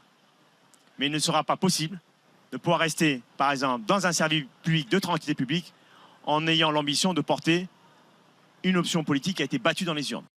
Ah oui, donc potentiel purge des agents municipaux. Vous qui êtes dans une mairie, qui est maire adjoint, qu'est-ce que vous pensez d'une purge des agents municipaux ? Est-ce que c'est des choses qu'on fait à Paris 15 quand le maire change ? Absolument pas, absolument pas. D'abord, ce sont des fonctionnaires et en plus de ça, on voit bien un des aspects supplémentaires de l'extrême gauche. On a parlé de la violence physique tout à l'heure avec les agressions portées par l'extrême gauche. Là, on voit aussi la volonté de purge. C'est vraiment cette tentation dictatoriale qui traverse l'extrême gauche depuis des décennies et même depuis des siècles, qui s'exprime ici à travers le maire de Saint-Denis. Donc il faut évidemment lutter contre ça, il faut respecter le choix de chacun et je crois qu'un agent public, un fonctionnaire, il est capable aussi de mettre en place une politique quand bien même il a des convictions profondes qui peuvent être différentes, il est au service d'une municipalité. C'est très important et moi je pense que si il regarde votre émission, Monsieur Lebret, je pense que Monsieur Attal, certains élus de droite et certains élus socialistes doivent aujourd'hui avoir peur. C'est-à-dire que s'ils jouent le jeu de LFI pour des petits intérêts circonstanciés et temporels et que ces gens arrivent au pouvoir, ils seront les premières victimes. Parce que la France insoumise, c'est l'intolérance aux autres idées. C'est la purge. Mais je vous le dis, les opposants politiques, il ne fera pas bon être opposant politique, de même qu'il ne fera pas bon d'être juif. Voilà. Donc ce sera ils veulent mettre les préfets en prison. Ils ont dit que les préfets qui ne répondaient pas aux ordres de Jean-Luc Mélenchon, c'est la même. C'est la violence. Il ne fera pas bon d'être journaliste. Donc tous les irresponsables politiques qui se disent oui, mais si la France insoumise passe, alors du coup j'aurai une majorité là et machin. Attention, vous jouez avec de la dynamique. Mais il a dit que l'une de ses premières grandes lois, ça serait de démanteler notre groupe de médias. Mais bien sûr. Je peux vous dire que si vous êtes en prison, Laurent Jacobelli, on se croisera à la cantine. Ah, mais c'est sûr. Il va y avoir beaucoup de gens en prison et au chômage avec la France insoumise. Finalement, ils vont construire des places de prison, mais peut-être pas pour ceux qu'on pense. À partir du moment où le fascisme commence au Parti socialiste pour eux, ça fait effectivement beaucoup de fascistes à enfermer. Mais encore une fois, c'est pas du fascisme, c'est du communisme. C'est-à-dire qu'à un moment, vous savez, on parlait évidemment de la gauche plurielle suite au décès de Lionel Jospin, mais vous savez, pendant des années déjà, on a laissé les socialistes s'allier au Parti communiste, qui a fait quand même des millions de morts. Donc il ne faut pas s'étonner qu'ensuite, il y ait les supplétifs des communistes, c'est-à-dire les LFistes, qui sont encore plus radicaux, qui viennent faire de la purge. Et ils adorent ça. Et je pense que Jean-Luc Mélenchon, aujourd'hui, il est jaloux, parce qu'il adorait être à la place du maire. Et Éric Tegner, restez bien avec nous à midi, parce qu'on va parler de tous ces maires sortants qui ont été quasiment lynchés en quittant leur mairie pour donner leur siège, puisque c'était le choix des électeurs, à la France Insoumise ou à l'extrême gauche. Vous allez voir, c'est proprement incroyable. Mais quand un successeur parle de son prédécesseur en reprenant les mots de Jean-Luc Mélenchon comme d'un être visqueux, puisque c'est comme ça que Jean-Luc Mélenchon a parlé de l'ancien maire de Saint-Denis, comment voulez-vous que ça se passe autrement du côté des militants ? Vous excitez vos militants quand vous parlez de votre prédécesseur comme d'un être visqueux. On en parle juste après. Image impressionnante, vous allez voir. À tout de suite sur CNews et 100% Frontières. De retour dans 100% Frontières, dans un instant, Eric, on va parler des maires sortants, battus par la France Insoumise ou l'extrême gauche, qui ont été quelque part lynchés en quittant leur mairie, poursuivis par les militants LFistes et les militants d'extrême gauche. Mais pour l'heure, à midi passé d'1 minute, c'est le journal avec Adrien Fontenot. Il n'y aura pas de retour des populations déplacées au sud du Liban tant que le nord d'Israël ne sera pas en sécurité. Annonce faite par Israël Katz, le ministre de la Défense israélien. Pour assurer cette sécurité, Tsahal va d'ailleurs s'emparer d'une zone dans le sud du Liban, de la frontière jusqu'au fleuve Litani, à une trentaine de kilomètres plus au nord. Des ponts utilisés jusque-là par le Hezbollah pour faire passer des terroristes et des armes, selon le ministère. 3 hommes d'une vingtaine d'années sont jugés ce mardi devant le tribunal correctionnel de Marseille. Ils sont soupçonnés d'être impliqués dans les tirs qui ont touché la façade du site Massalia de l'opérateur Orange. Pas une première pour ce bâtiment situé à proximité d'un point de deal. Le campus avait fait l'objet d'une fermeture temporaire le 7 janvier. Orange avait investi près de 34 millions d'euros dans des travaux de rénovation. Et puis, jour d'élection législative à suspense au Danemark, la première ministre social-démocrate Mette Frederiksen pourrait décrocher un 3e mandat consécutif. Elle qui est opposée de longue date à Donald Trump, notamment sur la question du Groenland. Les derniers sondages créditent le bloc de gauche d'une avance de 9 sièges sur celui de droite. Merci beaucoup. Et une social-démocrate au Danemark qui a une politique qui serait jugée d'extrême droite en matière migratoire en France. Nous accueillons sur le plateau Sébastien Huyghe, député Ensemble pour la République de la 5e circonscription du Nord. On parlait justement de Roubaix avant que vous n'arriviez et ça vous faisait réagir avec Amine Elbaï. On va parler des maires des maires sortants qui ont été vraiment pris pour cible, battus par LFI. Et c'était vraiment des scènes de lynchage. Il y a une photo où on voit au Blanc-Ménil quelqu'un avec le poing au-dessus du maire, quasiment. Donc on était vraiment au bord du lynchage. Voyez le sujet de Mathilde Couvillère-Flornoy et on en parle juste après. C'est sous des huées que Thierry Meignen quitte son poste de maire du Blanc-Ménil. Arrivé second avec 48,51% des suffrages, le candidat Les Républicains cède sa place à son rival de gauche, Demba Traoré, élu à plus de 51%. Dans un entretien accordé à nos confrères du Figaro, Thierry Meignen fulmine. Aujourd'hui, le Blanc-Ménil est perdu. La ville va être divisée entre les racailles et ceux qui ont peur. Face à une foule hostile, le maire sortant a été escorté vers la sortie par la police municipale. D'après lui, les sympathisants de son opposant auraient exercé des pressions et intimidations sur les électeurs lors du second tour. Il se montre alors pessimiste pour l'avenir. Le vote communautaire et le clientélisme qui est à l'œuvre en Seine-Saint-Denis sont la preuve qu'on ne peut pas gentrifier le 93. Le département est foutu. L'ex-édile souhaite déposer un recours. Il craint également une hausse de l'insécurité au Blanc-Ménil. On a affaire à des amateurs qui n'y connaissent rien et qui ne pensaient même pas avoir une chance de gagner. Tout ce qu'ils vont réussir à faire, c'est supprimer la police municipale. D'autres perturbations ont eu lieu dans les mairies qui ont basculé à gauche comme à Roubaix. Quelques minutes après l'élection du candidat insoumis David Guiraud, quelques sympathisants brandissent un drapeau palestinien sur le parvis de la mairie et chantonnent la Marseillaise tout en agitant un drapeau algérien. Et donc au Blanc-Ménil, je vais vous montrer la photo. Il y a vraiment un militant LFI. Regardez, il a le poing fermé là, juste au-dessus de la tête de l'ancien maire battu par la France insoumise. Mais enfin franchement, on bascule dans quelque chose où la violence devient un langage d'expression désormais. Quand la violence gagne, la violence explose. En fait, le nouveau maire a perdu démocratiquement. L'ancien maire, le nouveau, a gagné démocratiquement et ça devrait suffire. Il devrait se serrer la main. C'est la démocratie qui a décidé. Non, il faut quand même humilier le maire sortant. Il faut quand même montrer toute la haine qu'on a pour ce qu'il représente. Et donc, c'est la violence institutionnalisée. C'est terrible.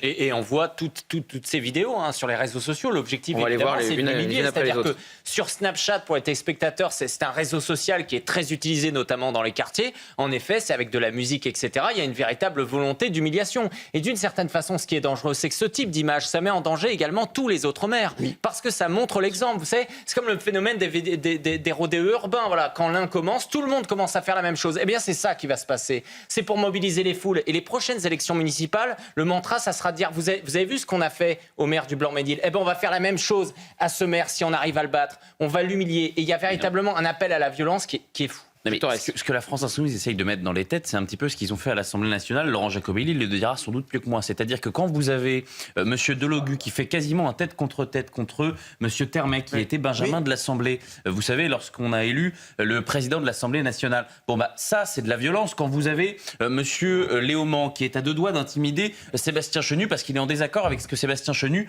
a dit à la présidence de l'Assemblée nationale. Qu'est-ce que c'est quand on a une députée, Madame Chikirou, Monsieur Porte, par exemple, qui dit bon bah venez on sort, on va s'expliquer qu'est-ce que c'est. Bon bah c'est des comportements de racaille. Donc vous avez le droit de le faire à l'Assemblée nationale puisque bon il y a un petit rappel au règlement de Madame Braun-Pivet et puis le reste. Antoine Léaumont aussi qui était descendu. Oui, c'est ça. Voilà. C'est le vice-président. Donc vous avez ça et donc ça se passe à l'Assemblée nationale. Pourquoi ça se passerait pas dans les mairies et dans les conseils municipaux évidemment? Et ensuite qu'est-ce qu'ils vont vouloir faire? Qu'est-ce qu'on entendra pendant la campagne présidentielle? Eh bien Luc Mélenchon il dira élisez-moi à l'Élysée. Et vous verrez que moi, je ferai pareil avec Emmanuel Macron, que la passation de pouvoir, elle ne se passera pas comme elle se passe depuis 50 ans, c'est-à-dire qu'on se fait une poignée de main et on repart dans sa voiture. Non, ça se passera par une humiliation. C'est ce que veut faire la France Insoumise. Ils veulent humilier leurs adversaires, les intimider, les agresser, mais surtout les humilier. Sébastien Huyghe, qu'est-ce que ça dit? Notre démocratie est malade, mais surtout, il y a un parti qui alimente cela. On va entendre le maire de Saint-Denis, le nouveau maire de Saint-Denis. Son prédécesseur a été qualifié de bourgeois visqueux par Jean-Luc Mélenchon. Et il dit oui, c'est un bourgeois visqueux. Donc, si vous voulez, la France Insoumise prépare évidemment des scènes de pré-lynchage qu'on a vues dans les mairies dimanche soir. Bien sûr, mais quand vous parlez avec des candidats aux élections municipales, jamais les campagnes électorales n'ont été aussi violentes que ce qui vient de se passer jusqu'à dimanche dernier. Et je partage le fait qu'à l'Assemblée nationale, il y ait des propos ultra-violents qui sont tenus quand on voit le comportement d'un certain nombre de députés. Eh bien, ce qui se passe à l'Assemblée nationale se répercute sur ce qui se passe sur le terrain, puisque les candidats, les soutiens se disent « puisque ça se passe à l'Assemblée nationale, pourquoi est-ce que nous, on ne pourrait pas comment faire cette violence sur le terrain ?» Et ceci est amplifié constamment, et on en arrive avec ces images qui sont inacceptables pour notre démocratie, celles de gens qui ont été élus, des maires sortants qui sont humiliés, presque violentés, hein, on l'a vu sur les images, juste parce qu'ils ont été battus. Et donc, c'est un vrai scandale d'avoir ce genre d'image des soirs d'élection, c'est-à-dire des soirs où la démocratie s'est exprimée dans les urnes. Eh bien, on en arrive sur de la violence qui est inacceptable. Oui, Laurent Jacobelli. Je partage ce que vous dites, chers collègues, mais alors j'ai une question à vous poser. Comment se fait-il que Gabriel Attal, entre les deux tours de l'élection législative, ait appelé à voter LFI plutôt que Rassemblement National ou à se désister pour LFI plutôt que Rassemblement National? Parce que votre mouvement, pas vous personnellement, mais votre mouvement a aidé. Je vous rassurer, je ne suis pas Renaissance. Moi, je suis membre des Républicains. Vous êtes membre des Républicains. Dans le groupe Ensemble pour la République. Mais moi, je suis un ardent défenseur du socle commun. C'est pas moi, c'est lui, c'est facile. Non. En tout cas, je vais terminer. Moi, je suis membre des Républicains. Mais vous me répondrez, c'est intéressant comme dialogue. Voilà. Je vous pose une question sincère. C'est-à-dire que vous avez permis qu'il y ait un groupe LFI énorme, trop nombreux, et qui manipule cette violence. Or, excusez-moi, mais Gabriel Attal, donc le président de votre groupe, alors vous les solidarisez en direct, c'est bien de le faire. Je n'ai jamais été membre de Renaissance. A appelé à voter pour eux. Donc moi, c'est le président double discours, j'ai du mal à l'entendre. Mais si aujourd'hui vous comprenez que la France insoumise est un danger pour la démocratie, est-ce que vous pouvez nous dire ici aujourd'hui que plus jamais, vous n'aiderez ces représentants à être élus et à amener la violence institutionnalisée comme la Jeune Garde au sein de l'Assemblée nationale? Vous savez, la violence, elle est des deux côtés de l'hémicycle. Vous allez nous refaire entre l'extrême droite et l'extrême gauche. Quand je vois les noms d'oiseaux qui passent entre l'extrême droite et l'extrême gauche. Écoutez, monsieur le député, entre le RN et la France Insoumise, quand même. Non, je pense que la France Insoumise est plus violente que le RN, mais dans les propos qui sont tenus, y compris à l'Assemblée nationale, il y a également de la violence du côté du Rassemblement concret national. avec des noms. Ben, je vous laisse aller voir. Ben, justement, on a... C'est marrant parce que quand on demande des exemples, sur le LFI, il y en a 120. J'ai été sanctionné par Mme Yael Braun-Pivet pour avoir dit que voter la France Insoumise, c'est voter pour la violence contre un certain nombre de Français. Moi, j'ai été sanctionné pour ça. Vous voyez où on en est aujourd'hui. Je veux voir les... Je tiens à dire que tous les maires, les plus de 70 maires Rassemblement National qui ont été élus, ont fait des passations de pouvoir démocratiques. Ils ont salué leurs prédécesseurs. Alors, je veux voir les autres séquences. Non, mais je voudrais renvoyer vos téléspectateurs sur le compte-rendu de l'Assemblée nationale où vous-même vous avez tenu un certain nombre de propos. Alors en dehors de vos prises de parole, où vous avez nommé de nom d'oiseau un certain nombre de collègues à l'Assemblée nationale, ce qui fait partie de la violence quotidienne. Et donc, vous étiez complice, vous restez complice. Mais non, mais franchement, après tout ce qu'on a vu, renvoyer dos à dos RN et LFI me paraît complètement hors de propos. Je veux voir les autres séquences parce que c'est vraiment ça qui nous intéresse. Creil, alors on parlait de Lionel Jospin hier qui nous a quittés. Le jour où Creil bascule à la France Insoumise, et évidemment, sa carrière a été marquée comme ministre de l'Éducation nationale par les histoires des voiles de Creil avec ces jeunes filles qui voulaient entrer voilées à l'école. Et il n'avait rien fait, alors il avait laissé les professeurs et le proviseur se débrouiller jusqu'à la loi de Jacques Chirac interdisant les signes ostentatoires à l'école. Donc le maire de Creil, ancien maire socialiste, va être humilié lui aussi par des militants de la France Insoumise puisque c'est un LFiste qui a gagné la mairie. Au revoir Jean-Claude. Au revoir Jean-Claude. Au revoir Jean-Claude. Au revoir Jean-Claude. Au revoir Jean-Claude. Au revoir. Rappelez-vous tout le mal que vous avez fait Jean-Claude. Au revoir. Au revoir. Au revoir Jean-Claude. Non, on vous a fait une ode d'honneur. Je vous assure, vous allez sortir tout tranquille. Au revoir. Vous êtes le personnage public encore, madame. Au revoir. Au revoir Jean-Claude. Voilà, donc ça c'était, vous avez vu, vraiment l'humiliation jusqu'à la voiture. Vaux-en-Velin, dans une séquence, donc là aussi un maire LFI qui a gagné, dans une séquence publiée sur Snapchat, l'ancienne maire PS de Vaux-en-Velin est vivement prise à partie après sa défaite face au candidat LFI à nouveau. Donc ça c'est intéressant, vous avez vu le nombre de villes dans lesquelles ça s'est passé. Creil, Vaux-en-Velin, on s'en prend à une femme, vous avez raison. Comme à Aubervilliers d'ailleurs, Karine Franclet. On s'en prend à une femme, on les insulte. Allez, casse-toi pour Karine Franclet et pour Hélène Geoffroy, qui est une socialiste. C'est la branche opposée à Olivier Faure, mais elle est socialiste. Elle, on lui dit, on va le voir, arrache ta mère. Je sais pas ce que ça veut dire, mais... Et ben, voyez cette séquence. Sors de là, arrache ta mère. Ouais, tu nous as trop fait la misère. Allez, dégage de là.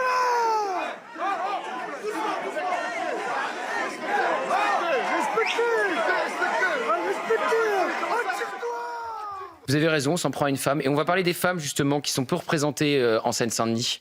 Oui, non, mais je veux dire, ce qui se passe là dans ces villes, c'est absolument terrifiant. Vraiment, ça glace le sang et c'est complètement inédit. C'est-à-dire que, honnêtement, je ne m'attendais absolument pas à ce que ça se passe. À la rigueur, que ça se passe dans seulement une ville, mais là, c'est dans plusieurs. Mantes-la-Jolie, Blanc-Ménil, Aubervilliers, Vaux-en-Velin, Creil. C'est absolument dramatique ce qui est en train de se passer. Cette humiliation, cette violence, la haine qu'on sent dans les propos, je veux dire, les insultes que ces maires sont en train de recevoir, c'est absolument dingue. Je voudrais m'arrêter 2 secondes donc sur le fait, effectivement, qu'ils s'en sont pris également à des femmes, dont l'une qui est socialiste. Donc je veux dire, c'est toujours pareil. On n'est pas dans une opposition franche, si vous voulez, à la France Insoumise. Pas du tout. Et pourtant, il n'y a absolument aucune limite. Ces scènes-là, normalement, on devrait les voir quand il y a un régime dictatorial qui tombe. Ces scènes-là, on dirait, si vous voulez, les femmes iraniennes qui commencent à respirer à la seconde où Khamenei est mort. Enfin, je veux dire, ça n'a absolument aucun sens que ça se passe ici, dans notre pays. C'est juste dingue. Et je voudrais m'arrêter une seule seconde sur les propos, justement, du maire sortant de Blanc-Ménil, qui dit, les propos qu'il a tenus, ils sont extrêmement forts. Quand il dit le Blanc-Ménil est perdu, la ville va être divisée entre les racailles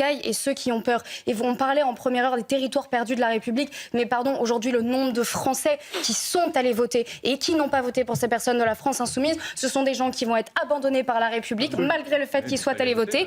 Et ça va être des gens qui vont avoir peur aujourd'hui, vont vivre sous un régime de terreur. C'est aussi simple que ça. Et on a vu... S'ils en ont les moyens, bien sûr, et je leur souhaite. Et on a vu pour les agents municipaux ce qui se prépare à Saint-Denis. Yvan Rioufol. Quand le maire du Blanc-Ménil dit c'est foutu, il faut prendre prendre cette déclaration comme étant effectivement annonciatrice de ce qui va se passer maintenant. Parce que c'est foutu au Blanc-Ménil, mais c'est foutu à Paris, c'est foutu dans les grandes agglomérations, c'est foutu à Nantes, c'est foutu aussi... On n'a pas vu les mêmes scènes, hein, je le dis tout de suite, à Paris. Non, mais Dieu merci. Vous n'avez pas vu les mêmes scènes, vous allez les voir en 2027. Si, dans l'hypothèse où un mouvement patriotique ou national pourrait gagner en 2027, ce qui est plausible, vous verrez ces scènes-là dans la rue. Et donc il faut bien prendre conscience du fait que ce séparatisme territorial devient un séparatisme idéologique, un séparatisme civilisationnel. Et ce que vous voyez au Blanc-Ménil, vous le verrez ailleurs. Et encore une fois, pour avoir fermé les yeux depuis maintenant 40 ans, je parle du discours commun sur effectivement les dangers d'une immigration de peuplement, vous avez aujourd'hui ce qui arrive et qui était prévisible. Donc je veux bien qu'on s'en prenne simplement à la France insoumise, mais il faut s'en prendre en règle générale à l'ensemble du système. À l'intégralité aussi, à l'intégralité aussi de nos renoncements. On évoquait Lionel Jospin à Creil. Je voudrais juste terminer, à l'ensemble effectivement d'une connivence médiatique, à l'ensemble d'une connivence politique, et au fait que maintenant tous sont responsables, enfin de tous ceux qui ont fermé les yeux, de cette situation. Donc je ne me contente pas simplement d'accuser la France insoumise. Et sur ces scènes d'humiliation, Hélène, vous disiez, ils s'en sont pris à une femme. Qui était la maire sortante, à Vaux-en-Velin. Il y a le compte Destination Télé qui a regardé les foules à chaque fois et qui dit c'est intéressant, il n'y a jamais de femmes.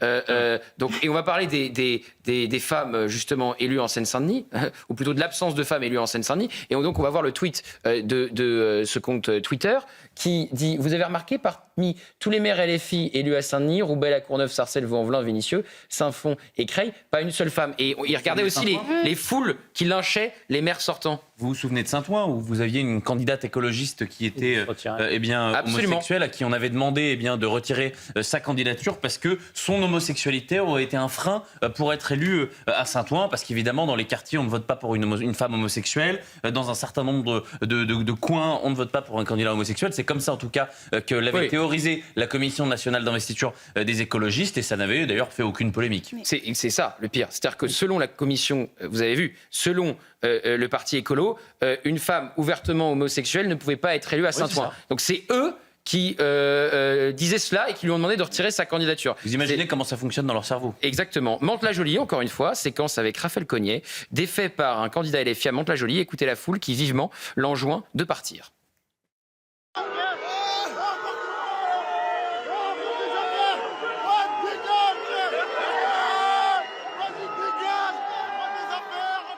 Et donc, sur France Inter, Bali Bagayoko a réagi aux propos de Jean-Luc Mélenchon sur son prédécesseur, M. Hanotin, l'ancien maire de Saint-Denis. Le nouveau maire de Saint-Denis persiste et signe. Et donc, Jean-Luc Mélenchon l'avait qualifié, le prédécesseur de Bali Bagayoko, de bourgeois visqueux. Mais quand vous avez ce discours-là, il ne faut pas s'étonner ensuite d'avoir vu ces scènes de lynchage à Mantes-la-Jolie, au Blanc-Ménil, à Vaux-en-Velin et à Creil.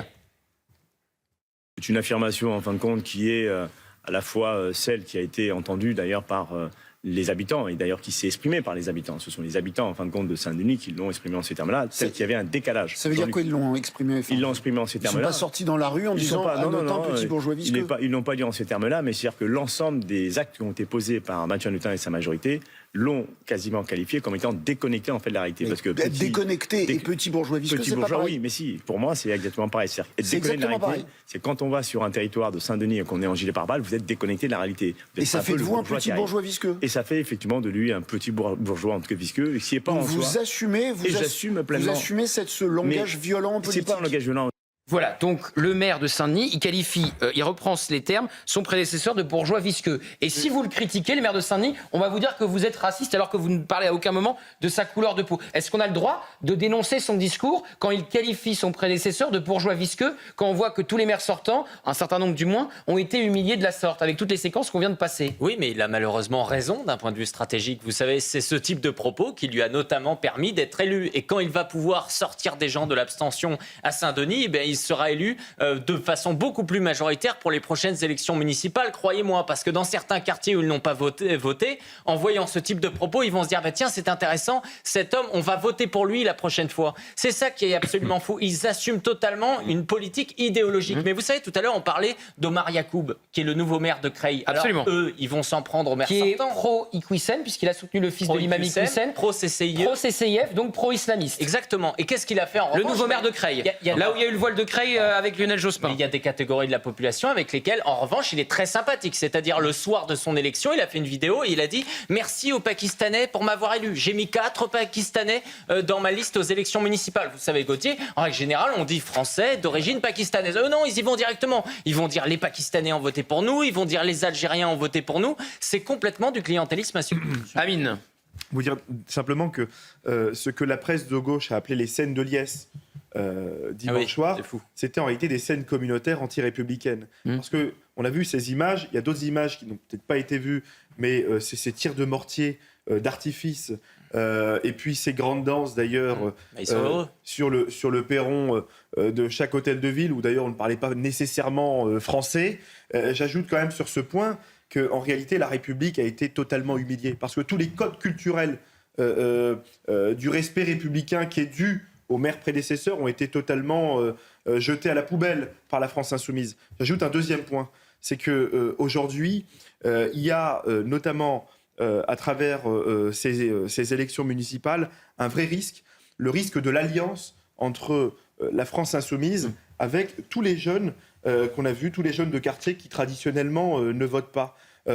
Les mêmes personnes, moi, que j'ai vues dans ma commune à Roubaix, jeter des tirs de mortier envers les forces de l'ordre, en train de provoquer la police lors des émeutes à l'occasion de l'affaire Naël, c'était les mêmes jeunes qui accompagnaient la France insoumise dimanche dernier. Amine. Et donc, vous voyez, vous ne pensez pas si bien dire, il y avait une nouvelle manifestation pour Naël, ou plutôt contre le policier qui ne va pas être jugé pour meurtre.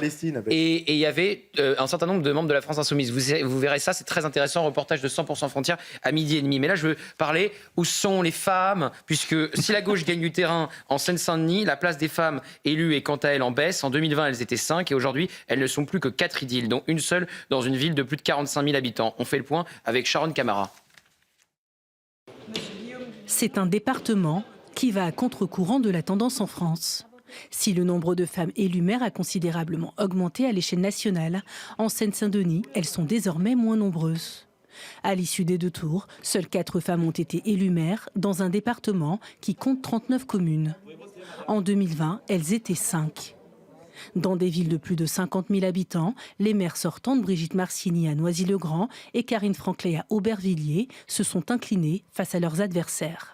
Autre grande ville de Seine-Saint-Denis, Drancy, où Aude-Lagarde a finalement renoncé à se représenter. Seule grande commune à avoir été remportée par une femme, Rosny-sous-Bois, 47 000 habitants, dirigée par Magali Thibault. Les 3 autres femmes ont été élues dans des villes plus petites. Inès Merba à Vaujours, Virginie de Carvalho à Tremblay en France et enfin Mélissa Youssouf à Villepinte. Au niveau national, les femmes élues maires sont plus nombreuses cette année. De 7 510 en 2020, elles sont désormais quasiment 8 000. Intéressant cette absence de femmes en Seine-Saint-Denis élues, cette 4 femmes seulement.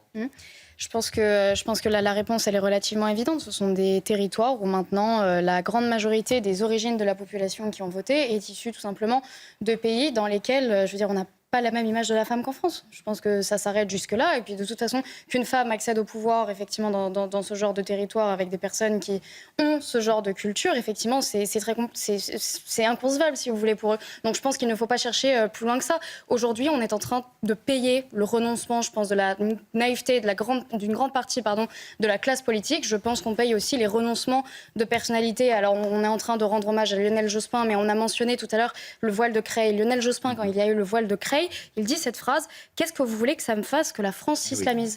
C'est aussi simple que ça. Aujourd'hui, tout simplement, les femmes ne peuvent plus être mères. Voilà. La boucle est bouclée avec Creil qui a basculé, elle est finie. Les petits arrangements. Et aujourd'hui, on considère qu'une femme ne peut pas être mère. Voilà. Le voile, les menus séparés à la cantine, les horaires diversifiés dans les piscines, les participations à des événements religieux de certains maires.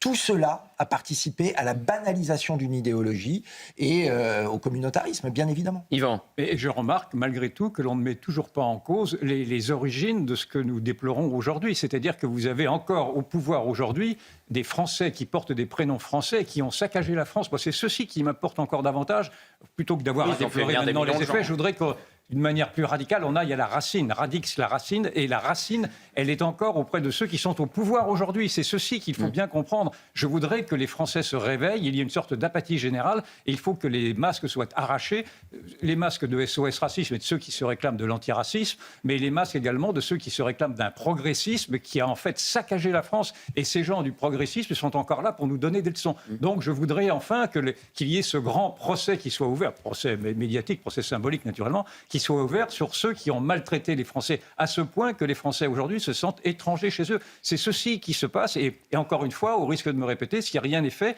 nous acheminons vers une guerre civile. On en voit là les prémices, on en voit les signaux faibles, comme on dit, en tout cas au Blanc-Ménil ou ailleurs, où on voit que des élus sont maltraités comme on ne l'a jamais vu. La pause, et dans un instant, on va vous révéler une séquence inédite avec Jules Laurent sur Alan Brunon, qui était tête de liste de la France Insoumise à Grenoble et qui a fusionné avec la sœur de François Ruffin et qui est donc élu au conseil municipal de Grenoble. Et vous allez voir, encore une fois, les tentatives d'intimidation. Et puis, Naël, on en a parlé avec vous, Amine. Il y a eu une manifestation donc, contre le policier qui ne sera pas jugé pour meurtre. Et vous allez voir que vous aviez évidemment toute la France Insoumise. Et puis, pour la Palestine. Et la défaite. Dimsalen. Voilà, exactement. L'islamiste Yas Dimsalen, fiché S, antisémite. Et puis, la défaite de l'Alliance, la France Insoumise, Parti Socialiste, il y a une ville qui représente c'est-à-dire la défaite et le déshonneur, c'est évidemment Tulle, le fief de François Hollande. Alors, oui, j'étais d'accord pour l'Alliance, il a dit François Hollande hier soir, mais c'était que 2 membres de LFI, donc c'est pas tout à fait la même chose. Bref, ça patauge. À tout de suite. De retour dans 100% Frontières. Dans un instant, on va parler de Grenoble avec vous, Jules Laurent, et une vidéo exclusive sur le comportement de celui qui était tête de file de la France Insoumise à Grenoble et qui a fusionné avec la liste qui a gagné et qui entre donc au conseil municipal et qui va devenir la sœur de François Ruffin, maire de Grenoble. Mais tout de suite, le journal, Adrien Fontenot. On connaît le nom du remplaçant d'Ali Larijani, tué lors d'une frappe la semaine dernière. Il s'agit de Mohamed Bagher Zolgader, ancien commandant des gardiens de la Révolution. Il est donc intronisé à la tête du Conseil suprême de sécurité nationale, la plus haute instance de sécurité d'Iran, annonce faite sur X par le chargé de communication du président iranien. Tsahal va s'emparer d'une zone dans le sud du Liban, de la frontière jusqu'au fleuve Litani, à une trentaine de kilomètres plus au nord. Des ponts utilisés jusque-là par le Hezbollah pour faire passer des terroristes et des armes, selon le ministère. L'armée israélienne annonce par ailleurs avoir mené une importante série de frappes aériennes à Ispahan, en Iran. Plus généralement, Tsahal dit avoir frappé à grande échelle plusieurs régions du pays. Et puis quelques 250 policiers supplémentaires déployés à Londres pour protéger la communauté juive. Dans la nuit de dimanche à lundi, pour rappel, 4 ambulances d'une association juive d'urgence bénévole ont été incendiées. L'unité antiterroriste de la police londonienne est chargée de l'enquête. Elle a qualifié cette attaque de crime de haine antisémite. 3 suspects sont activement recherchés. Merci beaucoup Adrien, on vous retrouvera chez Pierre de Villeneuve évidemment pour toute l'actualité. Donc Grenoble, il s'appelle Alan Brunon, c'était la tête de file de la France Insoumise et il a tweeté la chose suivante, entre guillemets, je te nique ta mère. À l'instant, lors d'une distribution de tracts au marché de la Villeneuve, des militants d'Alain Carignon ont violemment agressé un insoumis. Une plainte va être déposée, voilà les méthodes d'Alain Carignon, la violence et les intimidations, je le dis très clairement aux lâches qui ont attaqué mes camarades, cela n'impressionne personne et dimanche nous gagnerons face au racisme de la droite et à leur islamophobie débridée. Ça, ce n'est qu'une partie de l'histoire, Jules Laurent, puisqu'il est allé revoir ce militant d'Alain Carignon. Ensuite, racontez-nous. Ça en dit beaucoup sur les méthodes, finalement, de la France Insoumise à l'échelle locale, parce que dans les faits, effectivement, il y a cette annonce de la part d'Alan Brunon de porter plainte à la suite d'une agression qu'il a reçue dans le cadre d'un tractage. Alors, les versions diffèrent. Les équipes d'Alain Carignon estiment qu'elles ont reçu elles-mêmes une agression de la part des équipes des LFI, mais lui, sur ses réseaux sociaux, il a effectivement posté une vidéo où il y a un homme qui l'insulte et donc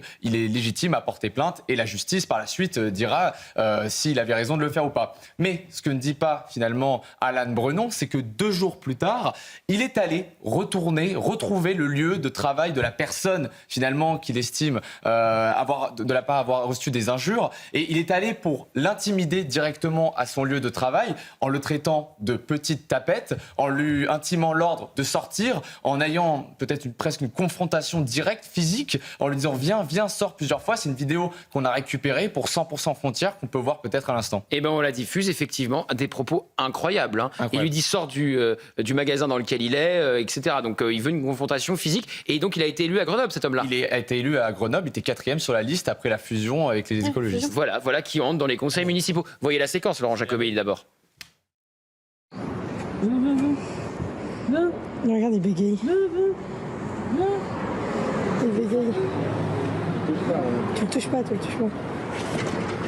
Vas-y, sors. Pourquoi t'as peur? Vas-y, sors. Vas-y, viens devant. Vas-y, viens là, sors là. Viens, sors là, viens devant. Vas-y, viens devant. Pourquoi tu tapes les gens?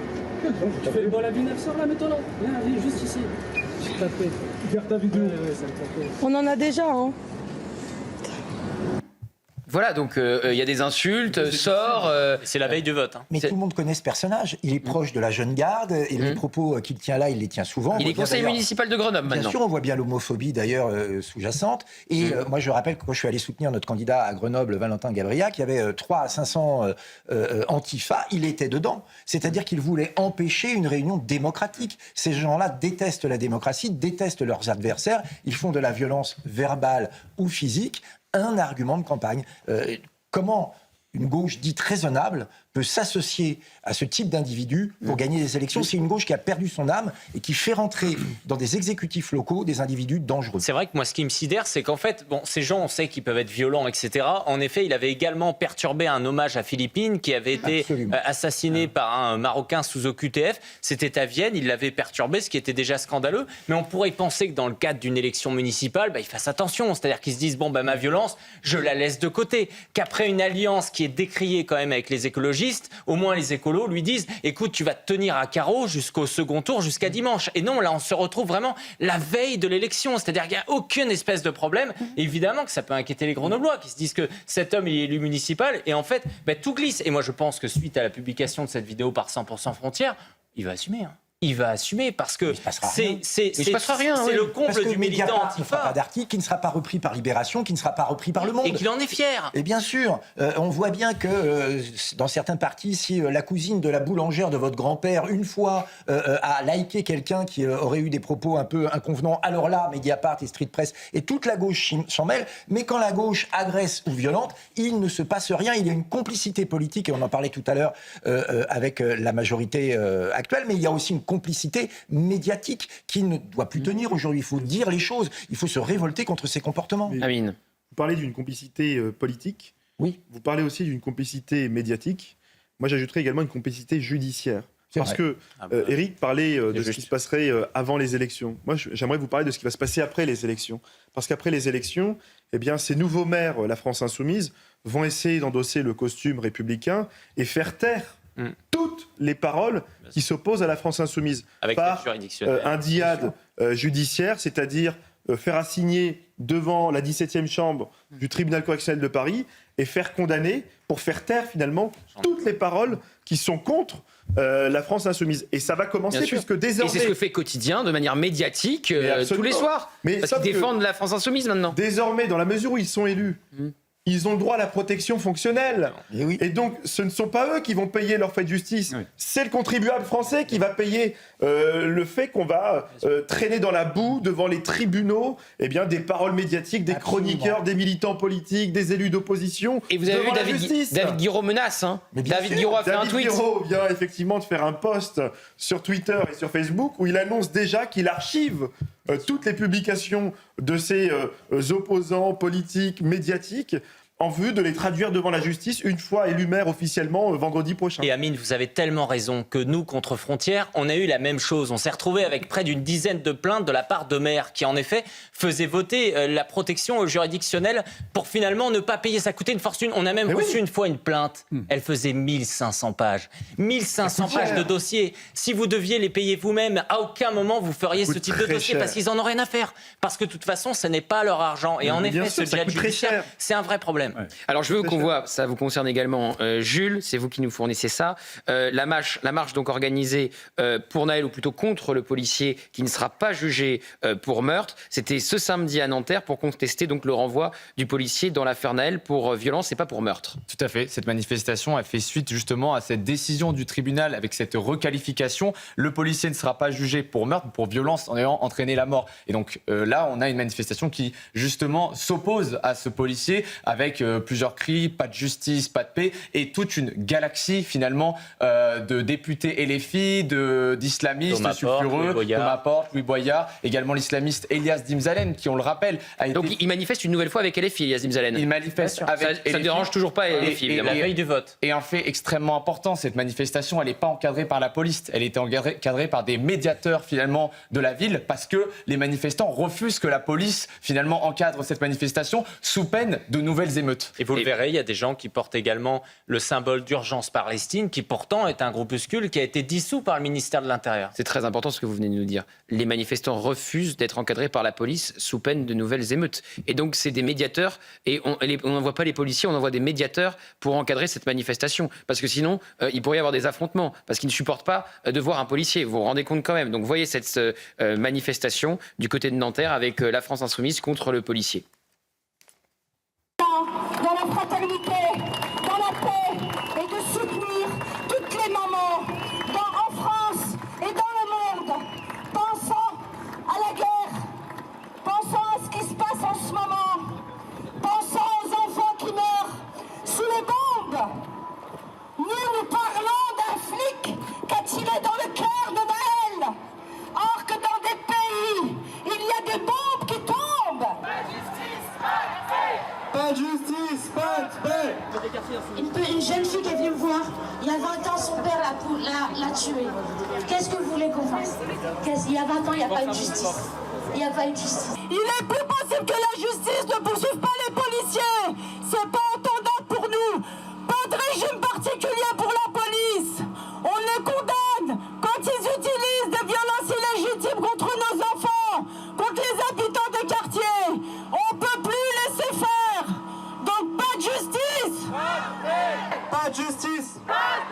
Pas de justice. On nous menace pas physiquement. On nous menace pas physiquement. En tout cas, c'est quand même curieux pour des gens de gauche de ne pas défendre la liberté d'expression.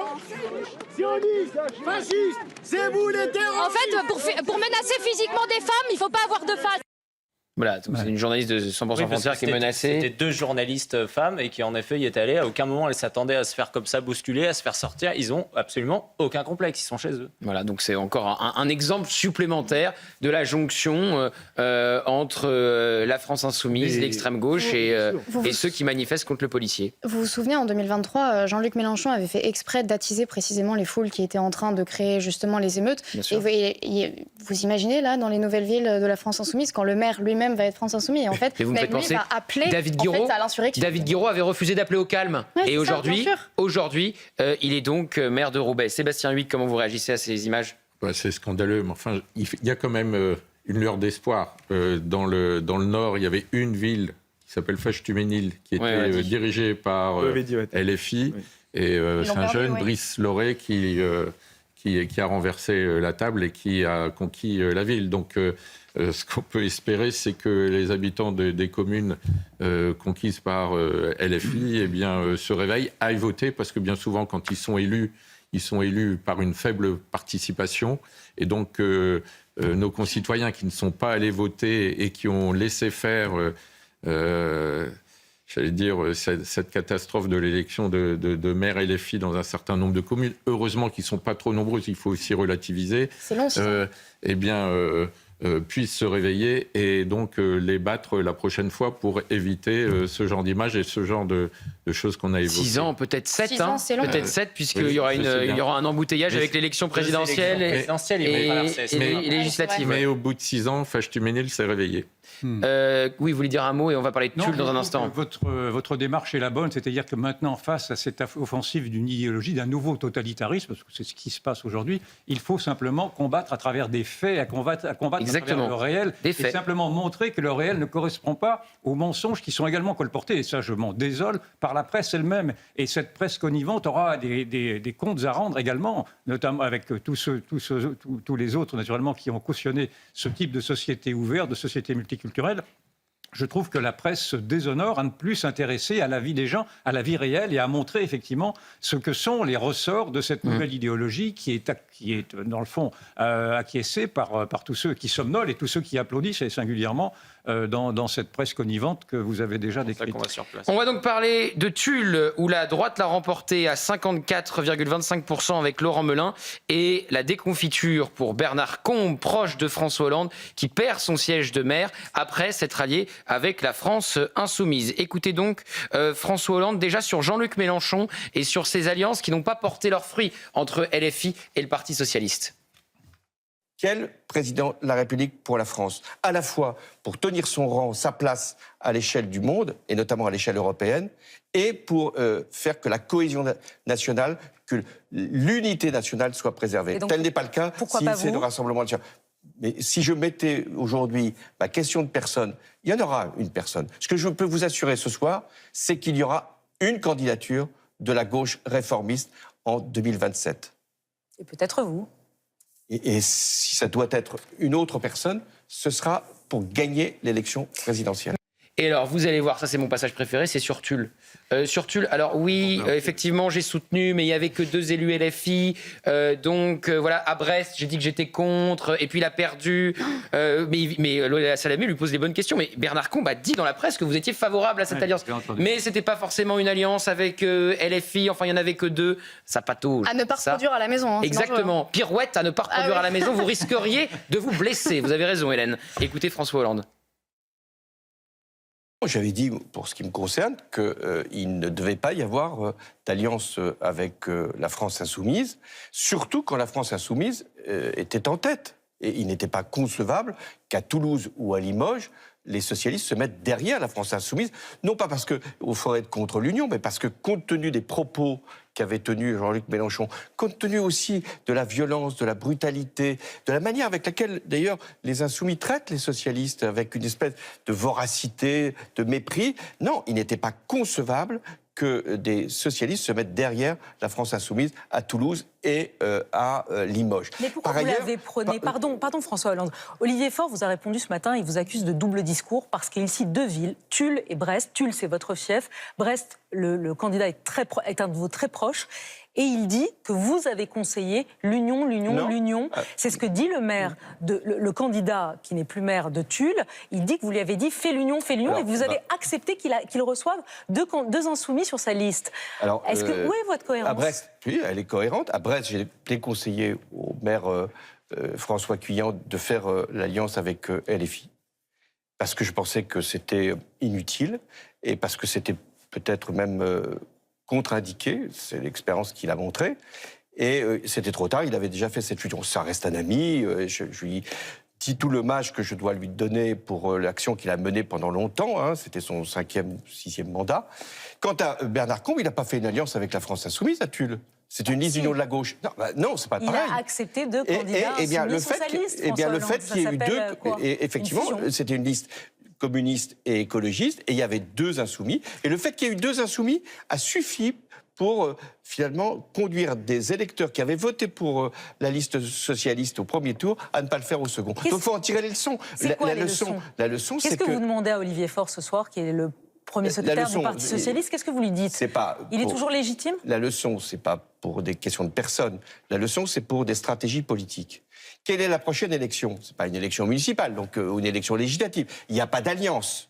Donc, qu'est-ce qu'il convient de faire si on veut offrir une perspective aux Français? Si on veut leur donner la certitude qu'au 2e tour, il peut y avoir une présence de gauche et de gauche réaliste. Il faut qu'il y ait une candidature socialiste, social-démocrate, comme on voudra, c'est-à-dire avec le Parti socialiste, avec Place publique, avec la Convention, avec la société civile. Tous ceux qui veulent qu'il y ait cette offre-là doivent présenter un candidat à l'élection présidentielle. Ramon, ramer. C'est rare qu'il y ait des rames sur un pédalo, pourtant, mais le capitaine du pédalo les a sortis. En fait, plus personne n'écoute les conseils de François Hollande, même pas François Hollande. C'est-à-dire qu'il a fait dans sa ville Tulle l'inverse de ce qu'il a dit. Donc c'est un naufrage total en direct. Éric Tegner. C'est vrai qu'il a perdu le peu de crédibilité qui lui restait. Vous savez, il est en train de dire oui, mais il faut une candidature social-démocrate pour 2027. Pardonnez-moi, il y avait 2 personnes possibles, François Hollande et Raphaël Glucksmann. François Hollande, il s'est décrédibilisé sur cette histoire et il perd dans son fief. Et Raphaël Glucksmann, il avait une seule ville, c'était la ville de Saint-Brieuc, qui est une préfecture importante. Et c'est effectivement l'alliance de la droite et du centre avec Victor Bonneau qui l'a battu. C'est-à-dire que ces 2 personnes-là, ils essaient juste de se dire bon, bah, peut-être que sur un malentendu en 2027 sur la question internationale, on arrivera à se placer. Et vous savez qu'on a énormément parlé des logements sociaux qui participent à changer l'électorat des villes. Les familles qui n'ont pas les moyens suffisamment importants pour rester à Paris parce qu'il y avait un appartement pour un couple, mais ils ont besoin de plus pour une chambre, 2 chambres, 3 chambres. Ils quittent Paris, ils vont à Boulogne, ils vont à Issy-les-Moulineaux, et c'est le cas dans énormément de grandes villes. Et les familles qui n'ont pas les moyens pour devenir propriétaires en dehors de Paris ou à Paris bénéficient des logements sociaux. Donc les familles qui quittent Paris votent plutôt majoritairement à droite, et c'est intéressant, c'est un maire LR à Boulogne, M. Baguet qui a été réélu, M. Santini qui a été réélu à Issy-les-Moulineaux pour la énième fois, et à Paris, il ne reste plus que des électeurs de gauche. Je caricature, 60% d'entre eux. Donc, ce qui permet à la gauche, si on cumule Chikirou et Grégoire, d'être très largement en tête. Voyez donc la politique des logements sociaux mis en place, notamment dans plusieurs grandes villes, et je l'ai dit, notamment dans la capitale. La première prérogative, c'est l'attribution des logements sociaux. On a vu, par exemple, Yann Brossard, qui est chargé du logement à Paris, militer pour la préférence immigrée. C'est pas dit comme ça. Parce qu'évidemment, on va vous dire, on veut essayer de loger ceux qui ont le plus de difficultés. Et c'est vrai que parmi ceux qui ont le plus de difficultés, ce sont beaucoup d'immigrés. Ce qui est certain, c'est que la politique du logement social, elle relève souvent de choix politiques au sens idéologique du terme. Certaines municipalités font le choix d'aller bien au-delà des 25% de logements sociaux pour des raisons qui sont strictement idéologiques. Est-ce qu'il y a par ailleurs un calcul consistant à envisager que le nouvel électorat amené par ces logements sociaux sera plus favorable ou moins favorable à la municipalité sortante ? Peut-être que ça rentre aussi dans le calcul. En tout cas, il est évident que c'est un choix politique au sens où ils pourraient choisir de faire autrement, et ça correspond aussi au type de ville qu'ils souhaitent bâtir et au type de population qu'ils envisagent pour leur ville. Et ça, c'est vraiment le cœur du sujet pour changer les électorats des grandes villes. Et que ça reste à gauche ad vitam aeternam. C'est ce qui leur permet de conserver le pouvoir. Donc ça, c'est pour ça qu'ils l'alimentent depuis très longtemps. On a l'exemple à Lille, où la politique de peuplement qui a été menée par les socialistes depuis des décennies, où on a fait venir des électeurs de gauche, plutôt d'ailleurs socialistes, pour maintenir le pouvoir. Le monstre s'est retourné contre son créateur. C'est-à-dire qu'aujourd'hui, cette politique de peuplement, elle s'est retournée, elle a failli se retourner contre leur créateur, c'est-à-dire que ces électeurs de gauche qui, au début, par le passé, votaient socialiste, aujourd'hui votent l'extrême gauche. Et donc, on a vu à Lille, avec le score très important de LFI, que les socialistes ont été ébranlés, si je puis dire, dans cette élection. Et c'est parce qu'il y a une autre branche de l'extrême gauche, parce que pour moi, une grande partie des écologistes font partie de cette extrême gauche quand on voit les accords qui se font un peu partout dans notre pays entre les écologistes et LFI. Mais c'est parce qu'il y a eu cet accord socialiste écologiste que le Parti socialiste a sauvé, entre guillemets, la ville de Lille. Amine, vous voulez dire quelque chose ? Simplement, d'abord, moi, ce mot de politique de peuplement, c'est un peu